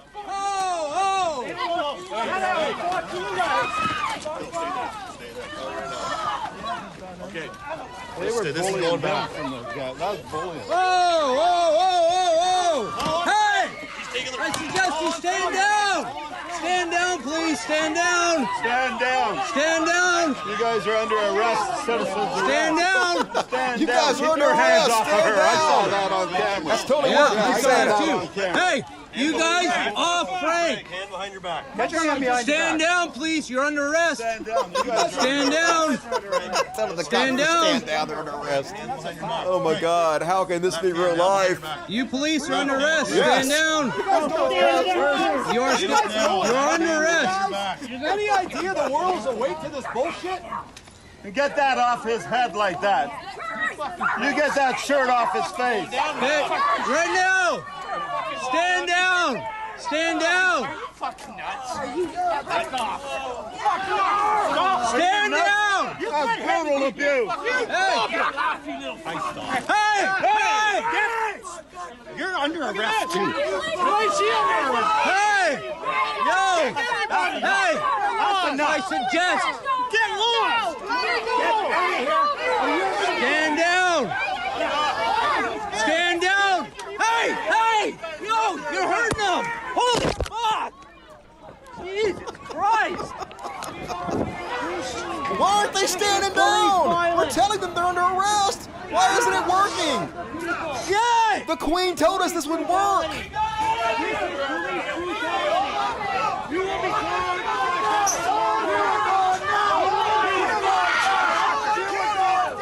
Leave him alone! But you guys are under arrest. Don't you understand? Why aren't you letting us arrest you?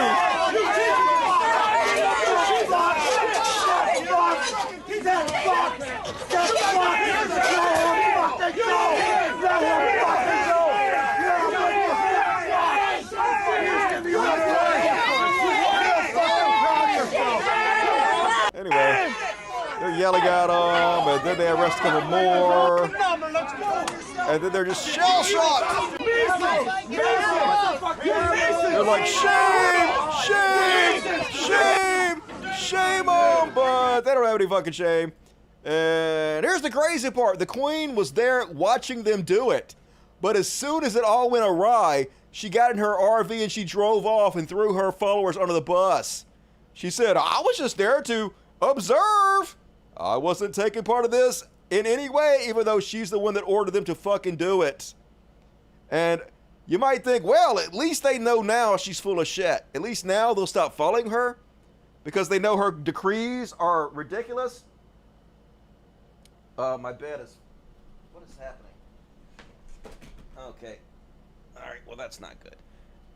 I have this adjustable bed that the front and the back both go up, and the cat underneath the bed is sitting on the remote control for it, and so now the front of it is completely up, so my legs are up high now. Great, thanks, cats. Anyway, exciting. But anyway, folks, you think, hey, at least now they know that she's full of shit, but nope. They declared victory after this happened, folks. They were like, see? The cops are scared of us. They were inside locked in the precinct for a little while.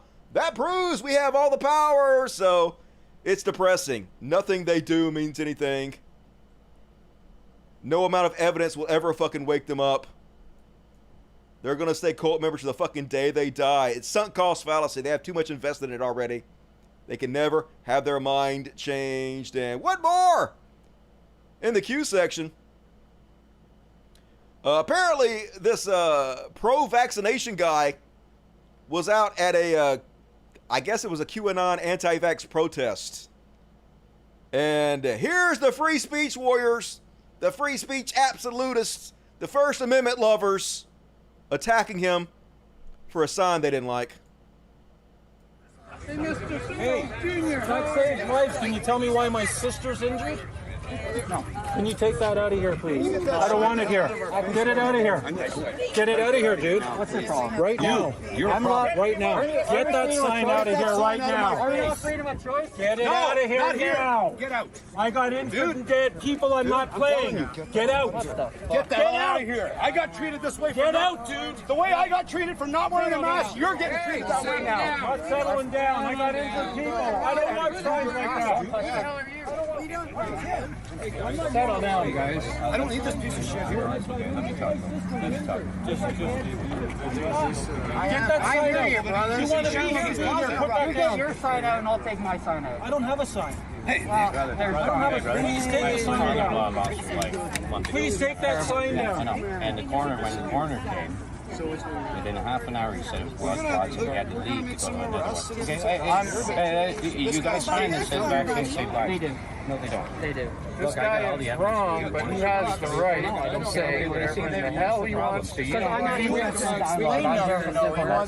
that's not a symbol. That's a lie. That's a lie, mate. And you're standing amongst a group of people lying to you, and the same people that are trying to say... I am standing in amongst a group of people lying to me. That's exactly right. No, that's a lie. That's the lie. Prove it. I just asked you. I just told you I can. How many people are getting injured? So Ram Ranch, I think, is referring to, it's a meme that was started when they were doing the Canadian convoy. They took over the channels and they were spamming the channels they're using for communication, making fun of them for going to the Ram Ranch, which is, I guess it's was calling them gay or something. It's my understanding. Die. You know what? I have 3 friends in Netherlands Lake that have died after job number 2. My grandmother has died because of that thing. Let me tell you something else. Okay, listen.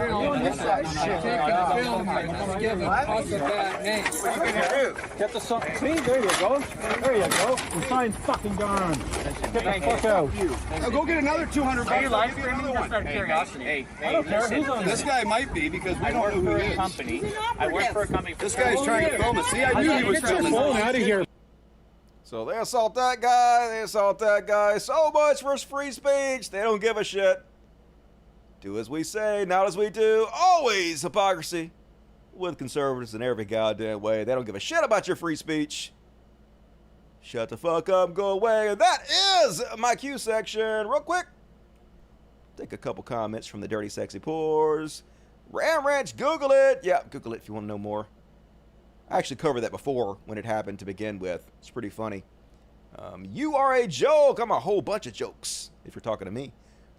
Wow, massive douche. Yes, they are.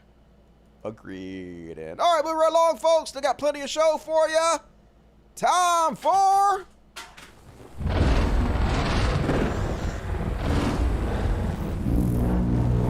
Beyond's Parody! First off, all tonight's Beyond Parody, we got some jerkules. This is Beyond Parody, but it's also depressing. So Kevin Sorbo says, why hasn't the FBI raided the house of anyone on Epstein's list? It's been 3 years. And this is a common refrain that Trump supporters are putting out there. Whataboutism. To distract from all his crimes, from his stealing nuclear documents. But the crazy part is, Trump was in Epstein's little black book. 12 pieces of contact information in Epstein's black book for Trump. And you know that Kevin Sorbo has to know this. Something that was told to him repeatedly by the people in the comments, posting pictures of them together, posting literal screenshots from the black book that show he's in there, posting the videos of them together. They were very close friends. But the reason this is disappointing, or not disappointing, but depressing, is because this got almost 100,000 likes. They're literally just putting this shit in our face. Like, hey, how you going to win against us when our words mean nothing? When we'll literally just say anything? Even when Trump was in the little black book 12 different times, we will pretend like reality is not what it is. How are you going to defeat us?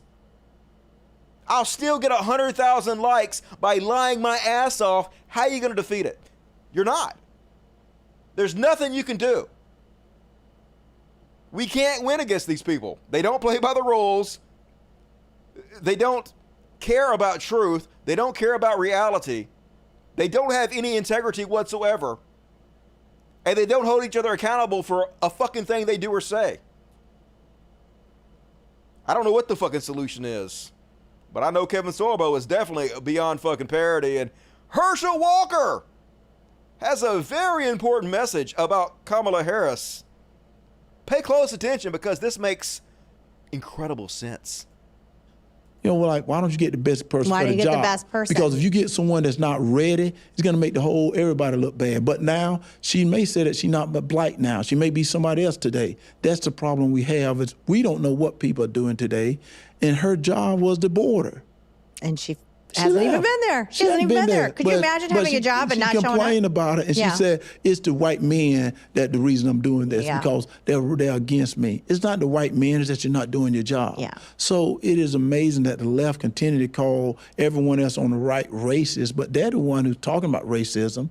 And I said, if you want to get it to quit talking about it. Yeah. Let us know that we're America. They don't. Good God, the guy can't even form fucking sentences. Clearly has brain damage.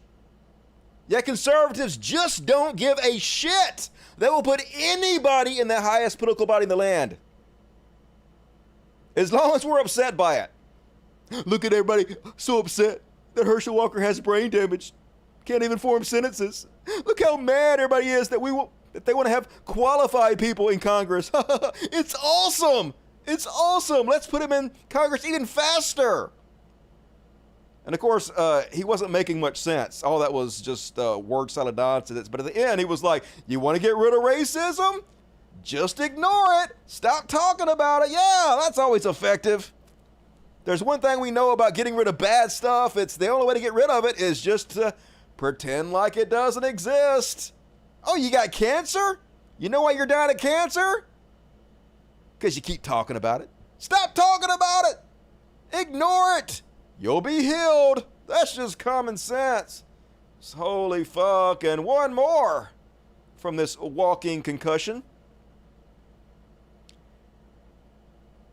Here he is projecting like a motherfucker. So you guys might remember back before he won the Republican primary, he skipped the Republican debates because he knows he's a fucking moron. He knows he has brain damage. He knows he can't form coherent sentences. So he doesn't want to be exposed. So he skipped the debate. Well, his Democratic opponent has been trying to get him to debate continuously in order to show people just how dumb he is and how uneducated on the policy positions he is. So he been ducking left and fucking right every debate he can possibly duck. So of course, he gonna go public and accuse his opponent of ducking him and lying and claiming that he'll debate anywhere, anytime, when nothing is further from the truth. One of the top things that they keep going around and saying is you don't know the issues. You don't know the issues. He doesn't. He can't even talk. I do know, I've watched you from the very beginning of your campaign, been at so many events, and I have watched you progress. I'm going to say that in the kindest way on the issues. So obviously, you really have been doing a lot of studying on the issues here in the last several months. How do you feel you can match up with Raphael Warnock, a sitting senator, on the issues at a debate stage? Well, I feel Herschel Walker would beat Raphael Warnock on the debate stage, and that's the reason he don't want to face me, because he's chicken.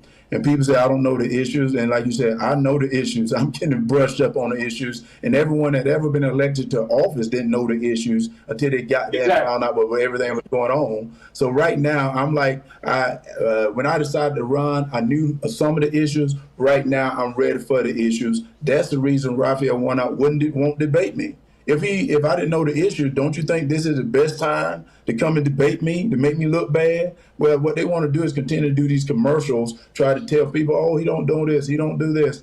Well, do what you want to do. Show the people who you are. Quit being chicken and come to your hometown. This is his hometown, Savannah, Georgia, and debate Herschel Walker. Debate me October the 14th in front of a statewide audience. Dude been trying to debate Herschel Walker all over the place. Walker duck, dodge, dip, diving. Wants none of it because he cannot even talk, can barely even understand what he's saying. Get that guy anywhere near a debate stage, he's going to get eradicated, and he knows it. But conservatives don't care. They don't give a fuck. They will literally send anybody. Case in point, Marjorie Trailer Green, super worried about porn and video games. You know who really has it bad? White people. Does everything tell you guys through Hollywood, through books, through music, through our entire culture is that white men are bad. White men, they're bad. They have to be pushed to the back. Like, literally, what the fuck is she talking about? I watch almost every popular TV show and movie ever made. 85% of the good guys are white. Almost all the heroes, all the superheroes, all the role models, white. As a white dude, I'm almost never made to feel like I'm the problem in society, really. Just oppression Olympics at its highest. Give her a gold medal. Shouldn't be listened to. But what that's done to your generation and even some of those a little older than you and those definitely younger than you is it has created hopelessness in many of these guys. Hopelessness, they're lost. If that makes you hopeless, then you're already hopeless. Take responsibility for yourself. Don't blame everybody else for your problems. It's not fucking television and movies making you feel hopeless. Maybe it's you? They grow up in a broken home or maybe just a really bad home. No one is there for them as they're growing up. They spend time hours and hours alone, which is what do they do with their time when they're alone? They don't have an after-school job if they're in high school. Maybe they probably don't play a sport. So they're spending hours and hours time alone, which turns them to all kinds of bad things, porn on the internet, reading crazy stuff in chat rooms, and God knows who's in there and saying what they're saying. A lot of time playing video games. And I know people don't like to demonize video games, but I do think that maybe has a role there for certain people. But what hopelessness brings... Yeah, porn and video games so bad. Like, what are you talking about, Marjorie Taylor Greene? All right, look, I ain't sad. I ain't lonely. I can get women. It's not difficult whatsoever. And I still love porn and video games. I'm a white guy. I don't feel oppressed at all. Porn and video games have no negative side effects on my life whatsoever, as far as I can tell. Fewer things in life have brought me more pleasure than porn and video games. Yes, me. People should play more and watch more and masturbate more and listen to you much less. And then, folks, on Beyond Parody, conservatives are nothing if not classy as fuck. Case in point, here's AOC's opponent and her new campaign ad. How you all doing? I'm Tina 40, and I'm running for Congress against AOC in the Bronx and Queens, District 14. And I'm also going to be on That Show Tonight. Check it out tomorrow night, thatshowtonight.com. Get the fuck out of here. I'm Tina 40. I'm going to beat AOC. Yeah, I'm so classy, yo. Just goddamn. Luckily, she don't have a fucking shot. That's the good news. And Eric Trump, folks, want you to know they're the only honest people who have ever got elected in Washington. Just holy shit. Oh my God. Oh, fuck my life. Fuck all of them up. You know, we're the first honest family who's actually ever gone into Washington, D.C. It's amazing. It's gonna, you know, we got out of business when my father became president. They literally made billions of dollars while Donald Trump was in office. They charged the United States government, the Secret Service, high rents in their buildings and their hotels. Trump's son-in-law got $2 billion from Saudi Arabia. What the fuck are they talking about? But of course, shamelessness is their superpower. They know they can say anything. No accountability whatsoever. Just play the victim. And, all right, let's skip that one. I'm tired of Marjorie Trader Green. Let's move on. Let's move on. Let's go to... And oh, Beyond Parody. This is Beyond Parody in its purest essence. I've been silenced, says Matt Walsh on a video where he got almost 1 million views. How do I get silenced like this, folks? Where is my cancellation box? Sign me the fuck up for this. I want to be silenced like Matt Walsh and Joe Rogan. Have one of the most popular podcasts. Be able to say whatever I want to in front of millions of fucking people. Get paid bank on it. And then play the victim until I'm silenced. Good God. No shame in their game. And then, folks, on the Beyond Parody, did you guys hear about Lauren Boebert? Apparently her little punk-ass kid was driving up and down the road in a dune buggy going 50 miles an hour down a little street. And so the neighbors were like, hey, you spoiled little brat, could you slow down? And so her husband, who is a convicted sex offender, a registered sex offender, I believe, who showed his penis to underage girls while he was dating Lauren Boebert. And of course, she married him. And of course, she's completely unqualified for her position. She got her GED like a week before she was elected to the highest political body in the land. Because as always, conservatives don't give a fuck. They don't care if the qualified people are put in office or not. As long as they're pieces of shit and trolls, that's all that matters. So the cops got called on Lauren Boebert's husband and her kids. And we have audio recording of her exacerbated neighbors who have to deal with this trash-ass family. Here's a little bit of it. 911, what's the address of the emergency? There's a domestic situation happening right in front of my driveway, and now he's driving away, I think, just about fighting. There's it's bad. It's Lauren Boebert's jackass husband, Jason. He's running over my mailbox right now. Stop, you jackass! Get the fuck out of here! And you said Come he on, was man. running over your What mailbox? are you doing? What did we do wrong? I live here. I didn't even... Sir, talk to me. Sir? Yes. Okay, Yeah. I need There's some... about to be some shit going down here. Okay. Okay, who is the gentleman that's Lauren been over your Boebert's mailbox? jackass husband. Lauren? Jason Boebert. Jason? Okay. Lauren Boebert's What's he husband. driving? Yeah, Lauren Boebert, the congresswoman. He's driving a Ford pickup F-150. He's racing back up to his house. What color is that Ford? Up and down the neighborhood. Dark Okay. gray. Charcoal. So it's about 7 minutes, and there's several different neighbors who call in and complain, but the cops didn't do anything. This is why this fucking country is so depressing, because now this guy's wife is a congressperson, and he thinks he's above the law and a badass, so he was like walking around, puffing up his chest, threatening to whoop people's asses, just acting like a bully. And the cops did nothing. They're going to get away with it, because they are above the law, unfortunately. This is what our society is. All it does is reward trash humans, trash behavior continuously.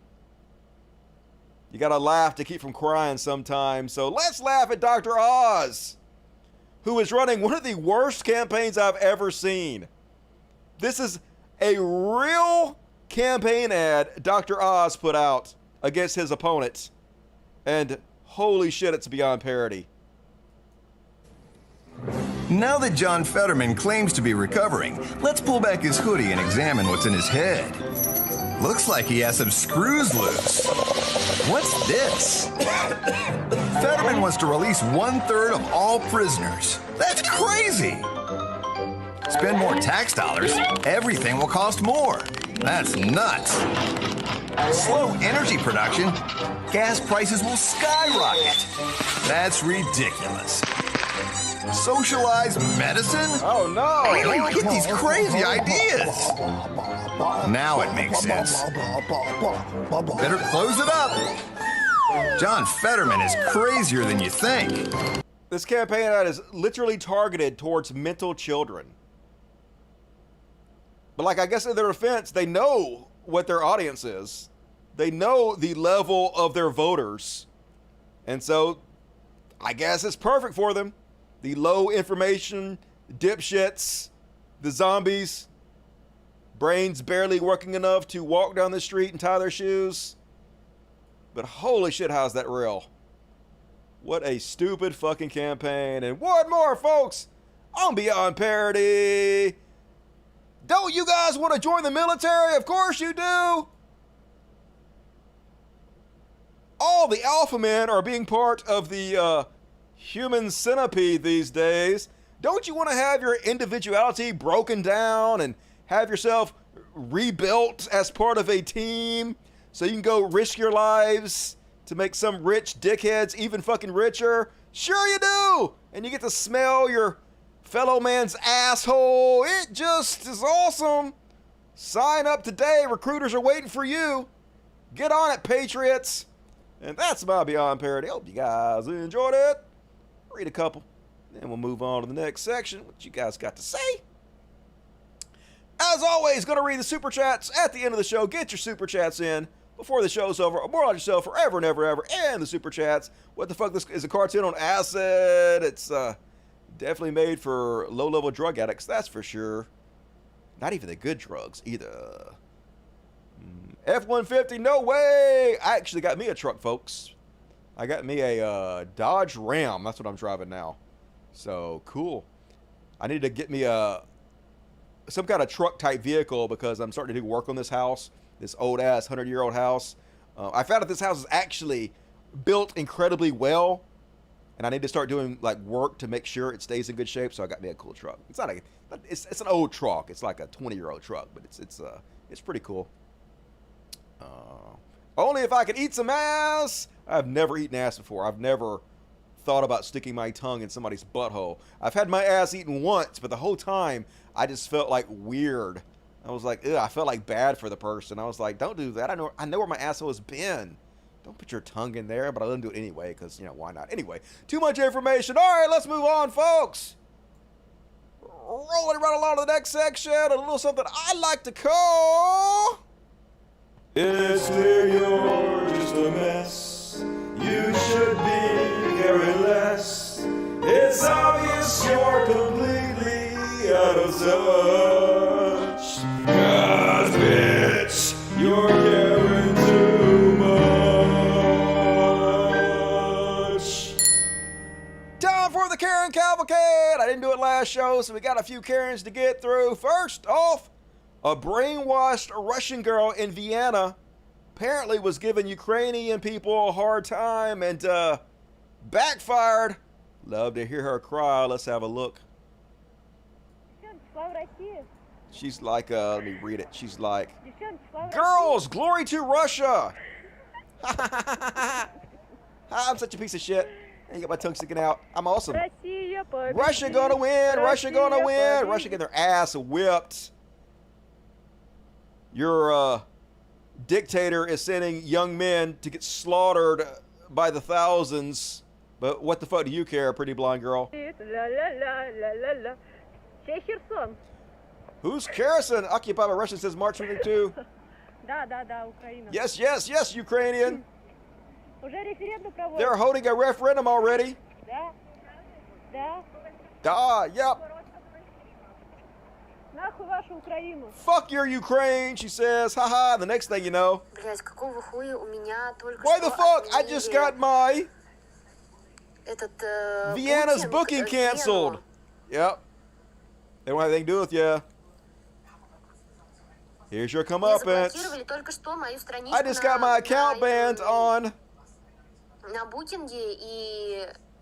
this booking. And Spit it out.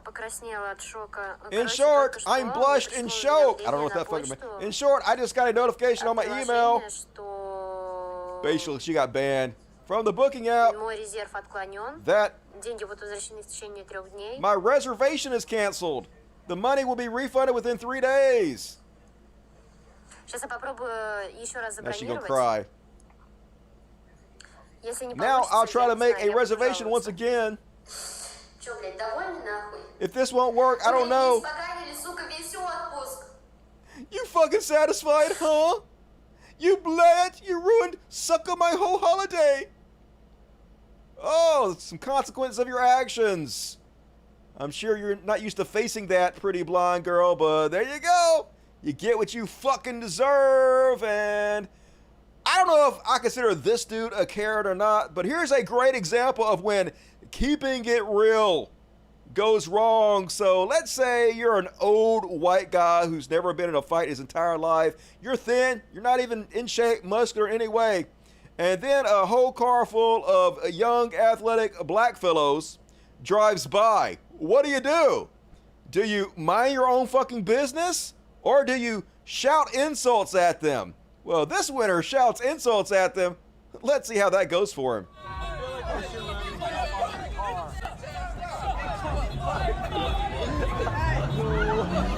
He's like talking tough. What the fuck you gonna do? What the fuck you gonna do? And then he's suddenly like, oh, they're coming up. Uh-oh. It's about right here that he realized he done fucked up. And yeah, now you're knocked out. What did we learn? Bad life decisions. No. Obviously, this is assault. I don't support attacking people just because of words they say. That's a good way to get stabbed or shot. But at the same time, you might not want to do that. Weak-ass old white dude. Mistakes were made. Mistakes were made. And then on the carrots list, you guys see this one. This went super viral. 30,000 likes on Reddit. So apparently they're at a national park, Ash Cave. And this guy and his family decide to carve their names into the million-year-old rocks. And someone calls them out for it, and they act all indignant, like they're the victims. Because, of course.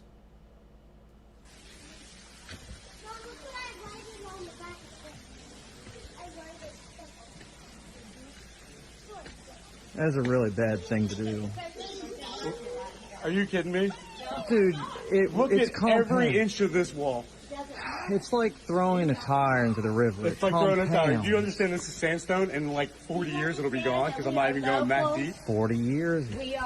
Have you ever been to Rock House? We've been everywhere. I'm only ruining it for 40 years. What's the big deal? Where? 1881, 1857, all the way to present So day. you just said 40 Thousands years. of people come from all over the place. Can't carve into sandstone. That's okay. We know the ranger. He's down here, Tim Archer. Okay. What's your name, sir? Sounds good. None of your business. Thank you. And I appreciate you not talking. Look what he carves in. I'll stand here and talk because if I'm free to be here, you are too. It's very shameful that you're doing that and you're teaching youth to do so. Oh, my goodness. Identifiable tattoos. Why is it a problem to carve your name on a stone when there's literally the That's entire all place? A problem.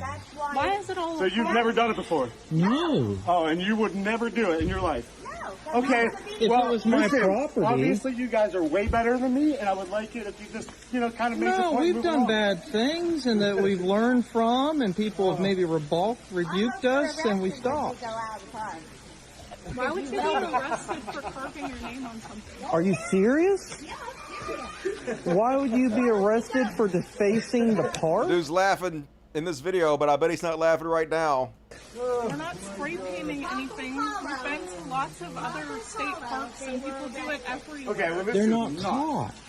Okay, but nobody's spray painting, nobody's leaving garbage, nobody's doing anything. In fact, we actually take garbage out with us every That's time good. we I'm come glad in. to hear that. Okay, So, and if we want to enjoy our family trip by leaving a mark This is our behind, business. then we can come back and see over and over Take a again. picture. Have you ever heard the thing, leave no mark, leave no trace? Leave no trace means no garbage, and then you take in more than you carry. You take out more than you carry in. That means you know garbage. Can Yeah, you it says please get the Arnold. fuck out of my face? No, I am on a trail. I work 50 hours a week and I'm And on you're a within family. personal space. You realize, Get right? away from me. Get away from I me. work 50 hours a week, so I have the right to destroy this park, deface it, make it ugly. I work so goddamn hard. It's my right as an American. Yeah, no, it's not. Fucking trash human. And then on the Karen Cavalcade, no one wants to work anymore. Yeah, no shit. When you doughy old white people treat people in the service industry like this, watch these fucking children. Excuse me. 712. When I ordered, we ordered That's right. 2 sides of tartar sauce. Right. Okay, what I said one. We ordered 2 sides of tartar sauce and chapel sauce, so I want the other side. Okay, you have to Let the grown man earn his minimum wage, Scott. Fuck the tartar I make more than sauce. Let's make fun of him for not making a lot of money. Let the grown man earn his minimum wage. Why treat somebody like that? Why be so pathetic? And also, who gives a fuck how much money you make? Who gives a fuck how much money he makes? Are you less of a person if you make less money? Only trash humans think that way. Fuck you. Scott, Listen, how much do you make? How much do you make? How much do you make? None of your fucking business. Who cares? He gonna outlive you, fat man. You're a walking coronary. $1 an hour. I'm gonna have you escorted from the store. Why don't you go fuck yourself? Don't come back to my store. Your store? Don't come back to my store. Get out. Get out, white trash. Get out, white trash. Get out, white trash. Tell him.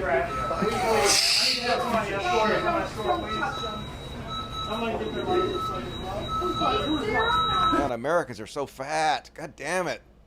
I assume this is in America. Holy shit. I feel like I'm chubby sometimes, but not really. Compared to all these other people in Mississippi, I'm thin as fuck. And then, folks, when we talk about toxic masculinity, this is the type of thing I'm talking about.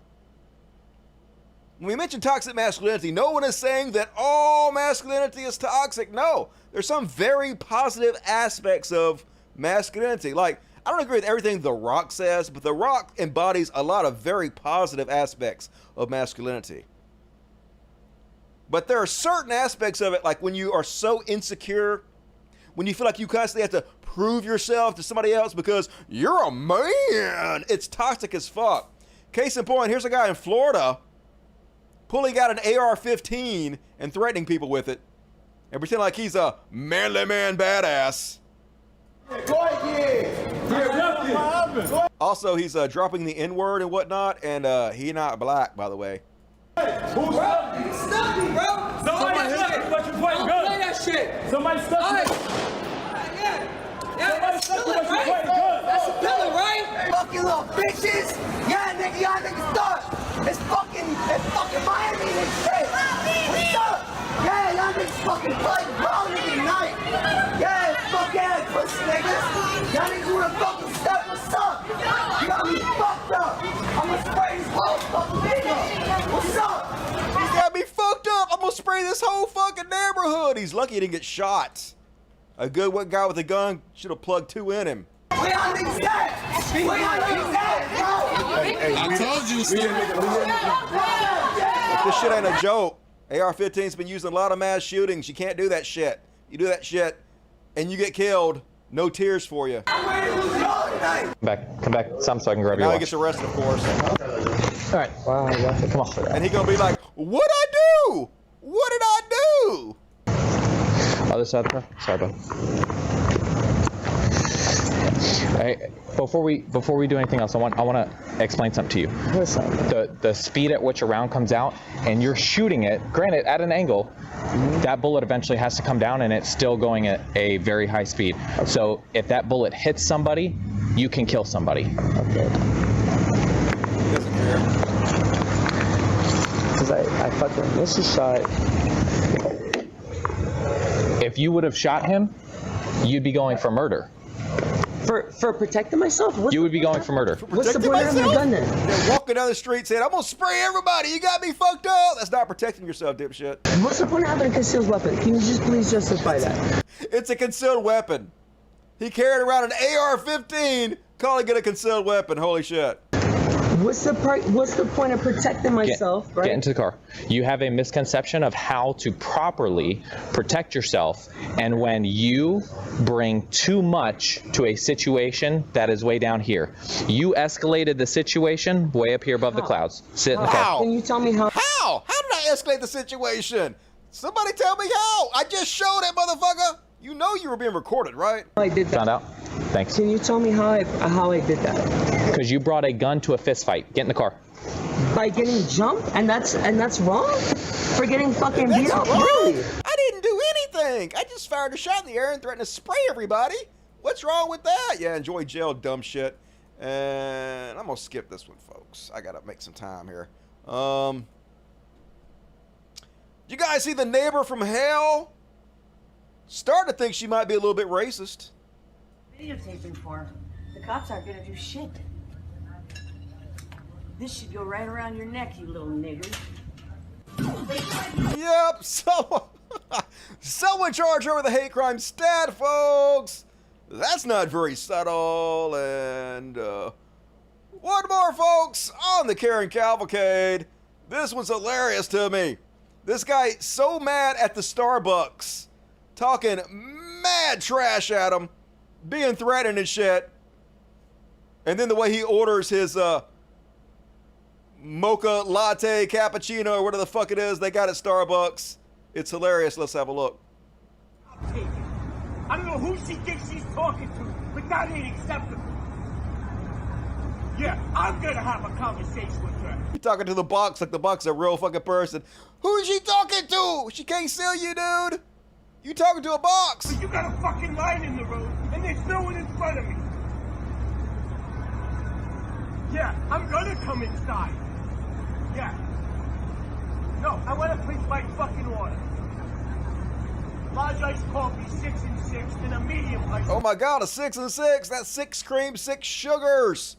I don't think this guy needs any more caffeine and sugar. That's just me. Coffee, 4 and 4. Tell her to do her fucking job.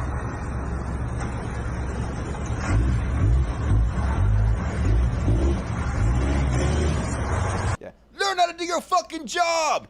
You fucking trash humans, I'll come in there and murder you. Yes, I would like a mocha latte choco with 6 pumps of cinnamon and 2 pumps of vanilla. And you better not give me more than 2 pumps of vanilla. I will come in there and murder your entire family. And 6 and 6, a little bit of cream on the side, and not too much sweetness. Like, what the fuck are you doing, dude?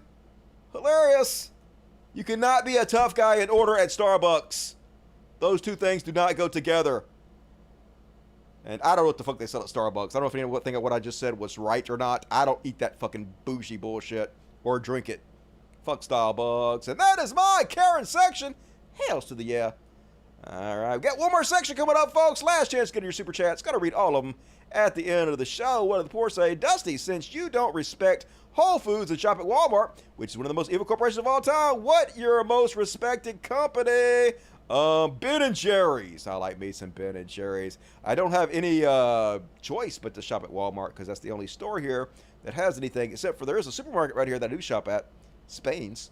So I do give them my business. But as far as buying any other goods, there's literally nothing else here except for Walmart. So you don't really have a choice. That's how monopolies work. The coffee order joke is funny. Hey, thank you. I do my best. Occasionally I get a few funny one-liners in. And all right, folks, one more section. Let's finish the show up. A little something I like to call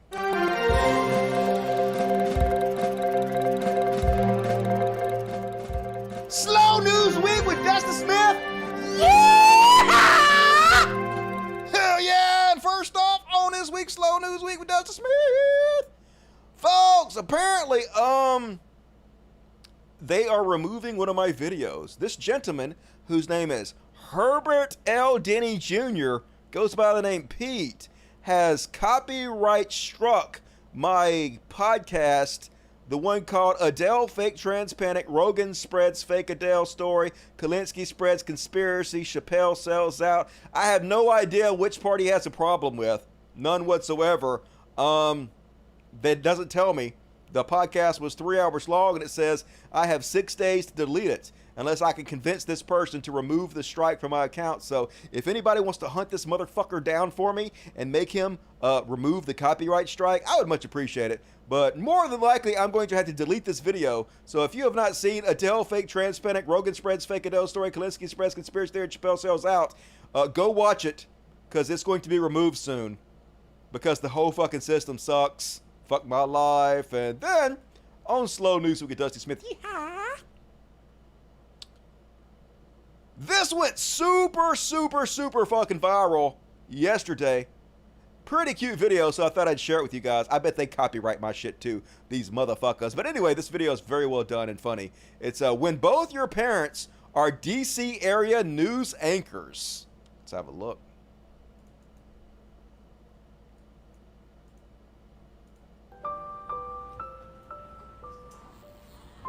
Good morning, Bella. It is 9:52. Hopefully you slept well. Certainly no one else did, but we're not going to point any fingers. Let's hand it over to Robert Burton for more on your weather. Well, JR, beautiful day outside, as you can see. Temps in the mid-80s, no humidity. Will we get to enjoy it? Well, if spit-ups, feedings, and diaper changes don't get in the way, we just might be able to make it out of here before midnight. Well, speaking of diaper changes, we have some breaking news. An explosion at the diaper station. Fortunately, no injuries have been reported, and authorities tell us they do have a suspect in custody. Unfortunately, that suspect is not speaking at the moment, but they have linked her to hundreds of other explosions. Well, JR, is she considered a flight risk? No, look at her. Why is he under this? Twinkle, little star, how I wonder what you are. Up above the world so high, like a diamond in the sky. Well, that's all the time we have, folks. Thanks for watching the Baby News Network. This is BNN. Man, they're really good at that news voice. They enunciate like motherfuckers. Good video. Solid content. Good for you, dudes. And then, folks, already saw that one. This one. Super interesting. Have you ever wondered? I wonder how much water a Stretch Armstrong can hold. Answer, a shit ton. This is pretty impressive. So open up a Stretch Armstrong. Gonna cut off the arm a little bit. Here's a fun fact while we're watching this, folks. I had a Stretch Armstrong when I was a kid, and it got a hole in it, and some goo started leaking out, and I was like, I wonder what this goo tastes like. So I ate it. I ate the goo from the Stretch Armstrong because I was a fat kid, and turns out, you know what's inside of it? Corn syrup. It's sweet as fuck. It's just sugar. So my fat ass sitting there as a kid sucking on the corn syrup out of the Stretch Armstrong. That's nasty. But look how much water this thing holds. Pretty cool. Almost like a full-size person. And then boom, explosion. Armstrong. More solid content right there. That was a good one. And then, apparently, I don't know if you guys are familiar with this, but apparently they're making a spin-off to the show Better Call Saul. I guess it's supposed to be like a sequel to it or something. Apparently it's going to star this guy who plays a teacher who gets cancer and makes meth. Sounds lame. I don't know how it's going to turn out, but I'm going to keep my eyes out on it. I'll let you guys know how it turns out. And then, this is pretty fucking cool, folks. They got robots doing all kinds of shit. So if you got a sperm who has low motility, apparently they can inject you with like a nano spring or some shit now. And it runs around looking for a sperm to help out, and then it finds one and engulfs him, and he's like, let's go find the egg, little fella. And then it swims around. It's like, here's the egg. I don't know how the fuck it knows, but it knows, and it turns around. It's like a torpedo.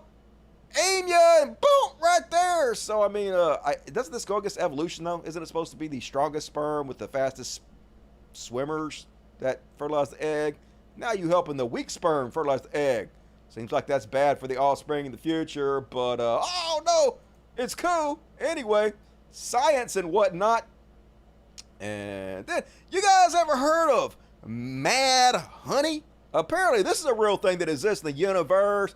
It's when bees feed on the pollen of the rhododendron flowers. The resultant honey can pack a hallucinogenic punch. Yeah, it's like acid honey. Gets you fucked up, yo. So, the reason I bring this up is because apparently this bear got into the hallucinogenic honey, and this bear fucked up. This bear who was tripping after consuming hallucinogenic mad honey. He high as balls. He just hanging out. He breathing hard. He like, what is going on? I finally understand Joe Rogan. He's like, what? What? Where am I? Oh my God.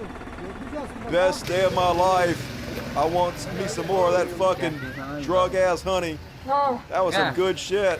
It's like, I've seen things, all kinds of things, man. He docile, I give him that. They ain't scared of him. Must be some Russian motherfuckers. They just do it different over there in Russia. And then, more funny animals, folks. Did you guys see this one? Apparently, this good boy saw him feed the ducks, and he's like, I'm a duck.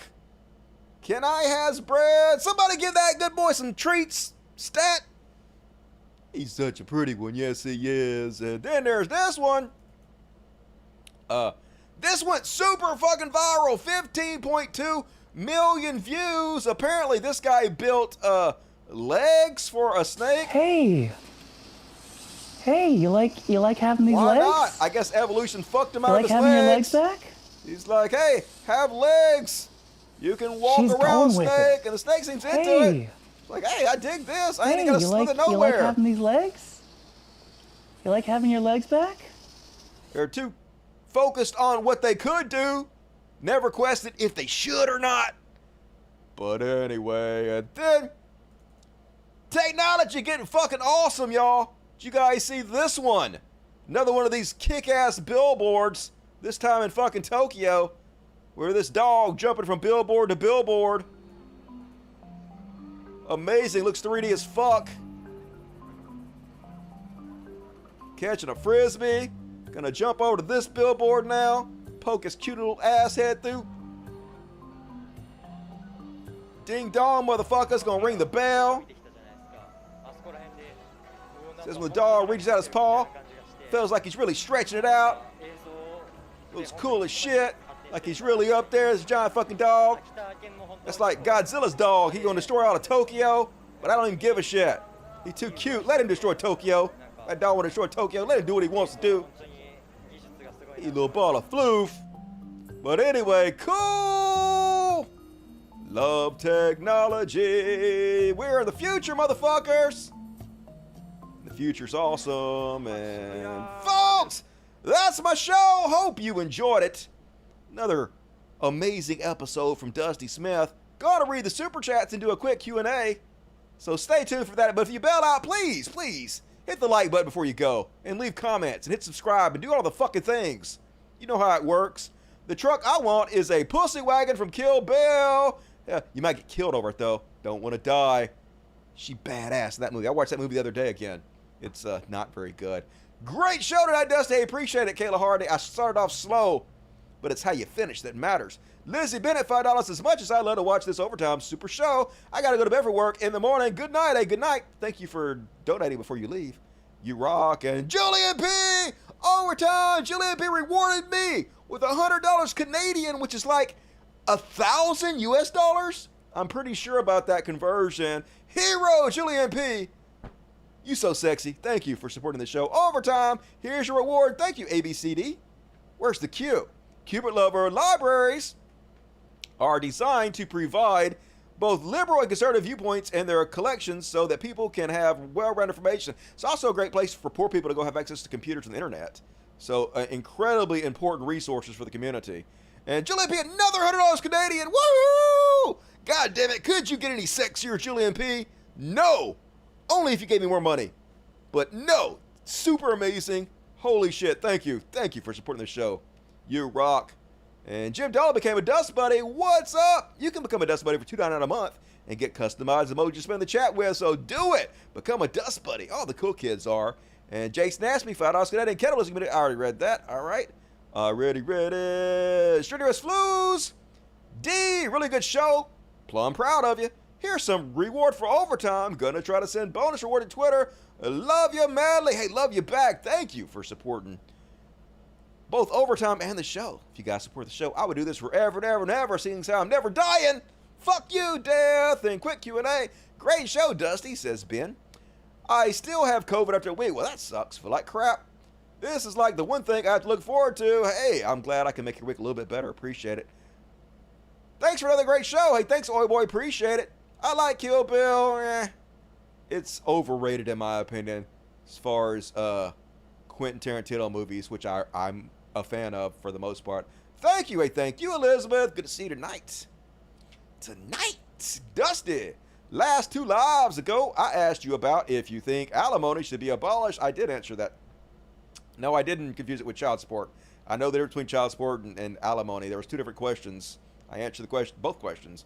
But no, I don't think it should be abolished, but I do think it should be changed because it is a lot of times very unfair. But there needs to be something because, like, if you're a woman who supports a man, like, by taking care of the household, raising children, and you're depending on him because he's the breadwinner, but you're doing, you know, the child raising to take care of the house and whatnot, is doing half the work, which allows him to free up his time to go do his job.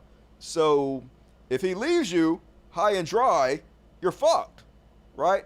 When you have laid the groundwork to support his breadwinning. So there should be at least a period of time while you still get on your feet or find you somebody else where you're supported at least in some way. Because otherwise it's completely unfair. It disincentivizes being a housewife or, you know. So, but definitely it is unfair a lot of times. And child support is a different subject matter, but we'll talk about that some other time. Look up Toxic Empathy. Okay, will do. Have you seen a Brawl Only Cell Block 99? Finally watched it. It's amazing. I think I saw it a long time ago, but I don't remember much about it. What do you think about AOC or Burning running in 2024? I'd vote for them.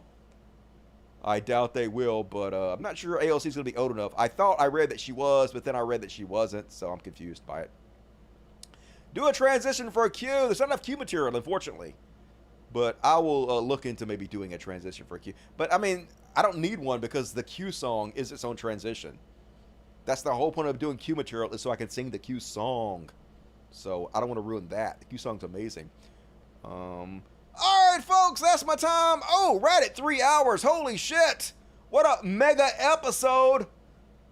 You guys are so fucking spoiled. How do I do it? Week in and week out. The BBC's Master Dallas, thank you. Just in time. Got it in right before the show ended. I appreciate it. Folks, that's my time. Appreciate the hell out of y'all. Thank you, everybody who donated. If you want to help out the show, please consider supporting me on Patreon. Patreon.com/Codcast. There's a link in the description of this video. Also a link to my PayPal if you want to send direct tips. My P.O. Box if you want to send shit to me or the cats or the dogs. All of it. Do all the things. Please leave comments. Please hit the like button. Please subscribe. Please tell your friends. All of it. All the fucking time. I would very much appreciate it. And I will be back Friday, if not sooner. Who knows? Maybe I'll do another show this week. It depends on how much material there is and how good I'm feeling this week. But if I don't do a show before then, I will definitely do a show on Friday. So prepare yourselves for the Friday show. Be sure to tune in. Tell everybody about it. I'll see you guys soon. I love the shit out of you.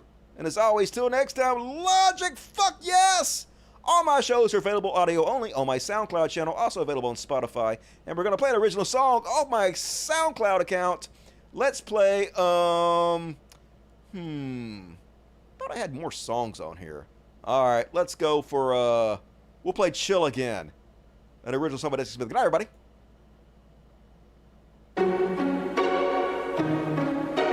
How do you turn the sound down on this motherfucker? I don't even see a button for the sound on this. Stupid. Whatever. I know it's really loud. I apologize. Oh, it's down here. There we go. Dusty learning.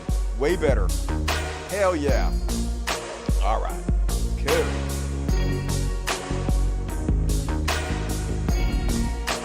Love you, keep it loving. Best chat on YouTube. Why don't you just leave America? I like America. You don't leave things when they're going poorly or when you disagree with them. You stay and fight and make them better. Only cowards cut and run, right?